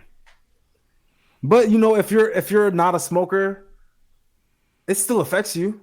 How? Just the crime. Why? It's only a crime because we say it's a crime. How can you look at a bottle of liquor and say this is fine, but then this joint is bad? 18-year-olds can 21-year-olds can drink this, but they're not allowed to smoke this. Yeah, that's true. And I think the amendment is for 25 and up, or is it? It's 25 and up, right? For recreational. Oh, is it? I didn't even know there was a number on it. Yeah, there's an age. I think it's 25 and up. That's fine. That's a good number. I'll take that. I'm past 25. Yeah, I don't mind that either. So. And even if you are 18, the 18-year-olds are still going to vote yes on it. You would be dumb not to. You'd be surprised, You'd be surprised. Yeah, well, you think 18-year-old smoker going to be like, well, fuck that shit. It's the people tend to vote on party line, so it just depends what those candidates that they might just want to. told wherever that line is. So it just however it goes, it's crazy. Yeah, people are idiots. It just depends on your interest. So if you're a young girl and you be like, abortion might be your big issue because you're a young girl, you'll be like, hey, I'm at that clinic every other month, man. Come on. Yeah. I need this shit to keep going. But if you're a guy that's like, nah, I ain't got this, ain't my fucking problem. Why do I give a fuck about abortion? This is not the issue that I'm right on. It might be, let me go ahead. Y'all over here doing this critical race theory. You know what I'm saying? Some people feel like they want to go against that. Other people want to go just different. You could be a single guy out here busting nuts in chicks every other week, and you could still be pro abortion. That's crazy. You sound like Cam. How you gonna do that at this week? If Cam has 8 kids, how many abortions do you think he has? Yeah, that's crazy, right? Yeah, that'd be another number. The abortion number is probably crazier than that. I give it to he's probably in the hundreds. 4-to-1 ratio. Like the black number. Yeah, and that's just abortions. Usually, probably Plan B doesn't count as abortion. That's pre-abortion. Y'all seen Steve Harvey out here dissing Cat Williams? What are you talking about? Why everybody want to hate on Cat? Everybody want to hate on Cat Williams. Who hated first? Come on. Steve Harvey sound crazy though. He just what are you talking about? He just basically how old is Steve Harvey? Talking about he what, you want to fight? He still can fight. He said knock your little ass. He said he's gonna knock out. He said he'll knock that sound like an old. That sound like an old man right there. Always threatening to fight somebody. Listen, man. He still got it. He said a hater that's doing better than you is never gonna talk about you. He said, so there's that. That's one. He's like these arms right here. They old. Yeah, I can still throw them. They might not move as fast, but I still know how to change that hit. I knock your little ass out. He said knock that perm right out your head, shit like that. He was kind of like, oh, look at Steve. The thing is, people look at like Steve like he's old. I seen a photo of him at a Vest Fest, a video of he came. He was like, it was him 50. He's bigger than 50. That's one. You know what I'm saying, like taller, like more like as far as stockier, just general 50. 50's in shape, so he looks good. But Steve Harvey is like a bigger build. I don't know if he might be. I don't know how tall he is, or is it maybe he's 50 short? I never thought about that. It could just be. Most rappers are short, but Steve Harvey was clearly like the bigger. What's his name? Let me see how tall Steve Harvey. Steve Harvey's the bigger man than Nate. Pause. He's 6'1". Yeah, see, 50 gotta be fucking. 50 probably 5'9". Yeah, see, small. Yeah, these rappers be looking bigger than they are. What's his name?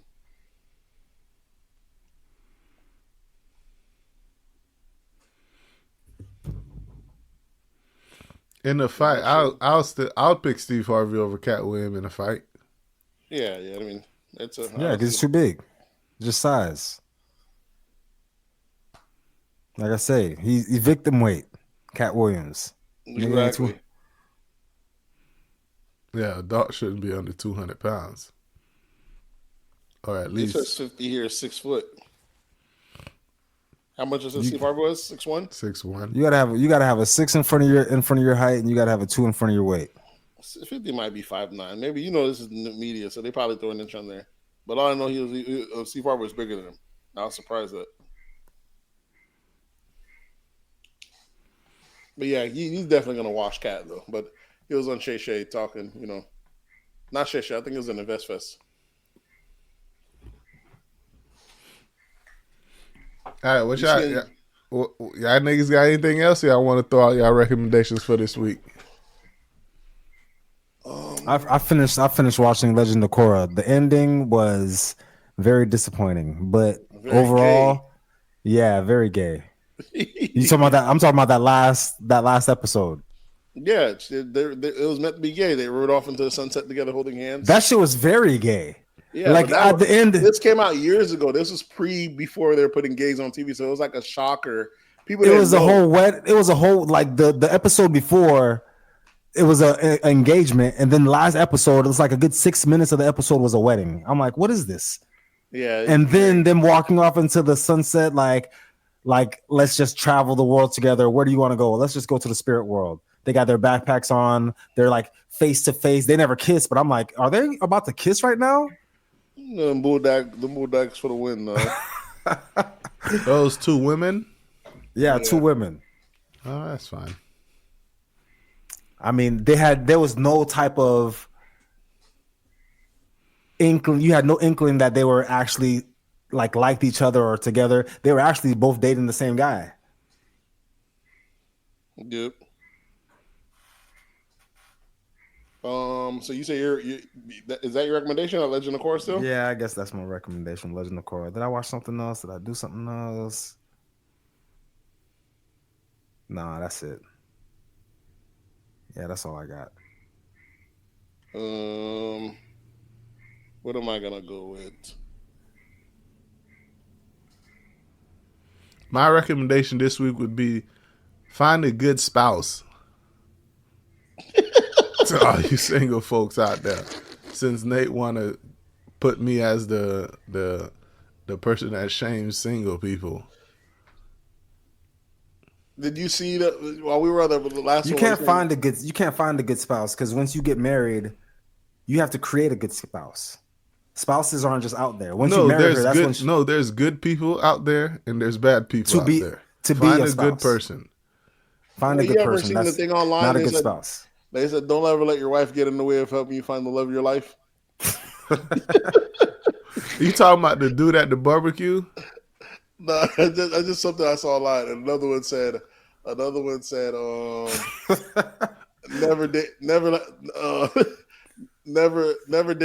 have a girlfriend that disrespects your wife. Yeah, that's the black guy at the family reunion or something like that. That shit had me rolling. That this girlfriend that disrespects your wife. Yeah, that's fact. That's a fact right there. Those are bars, right? Because they be fuck. Right? That's bars right there. Because bitches be got the whole game fucked up. Yeah, like never have a girlfriend that disrespects your wife. Like these niggas is wilding. Like know your role, bro. You J.R. Smith right now. You playing too much of a high role. You thinking you Kyrie. My recommendation will be off the 100 gigs by Drake. Only 3 tracks. I'm gonna go with the track Blue Green Red. Blue Green Red. Check that out by Drake. Send that shit in the group chat, Nate. Oh, y'all want Spotify or Apple? Apple. Niggas using Spotify. Only teenagers and drug dealers. Might as well go just like Snapchat. For your music. Drug dealers use YouTube for their music. Yeah, that's just crazy. Yeah. That is crazy. And them niggas is fucking cheap. They won't even get the premium, so they don't get commercials. So they do commercial breaks. That shit is wild to me, you know. They do it. Yeah. People don't use Pandora no more. But if you want to just have one specific track, Pandora is a radio. You know yeah. People use radio. Yeah, but that shit has it has commercials just like YouTube. You can't rewind. My YouTube don't have commercials. Oh, I don't even watch YouTube no more. I don't even really. Yeah, I don't watch YouTube. Yeah, it annoys me when people have people, like content creators are like reacting to videos and a fucking commercial pops up.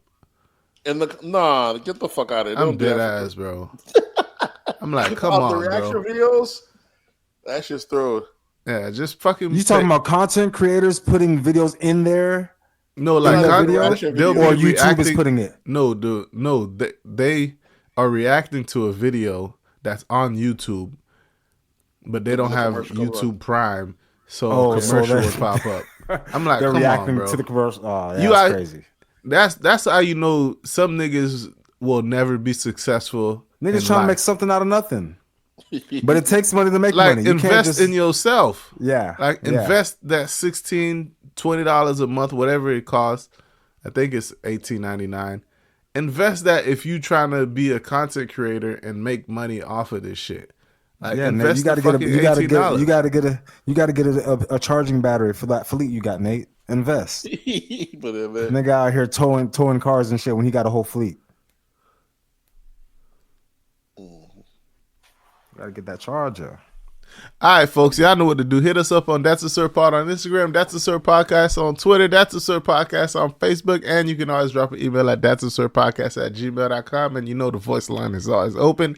This time you don't even have to call. All you got to do is look through the show notes, click on the leave message link, and we'll get you featured on the pod. And we'll catch you next week. We out.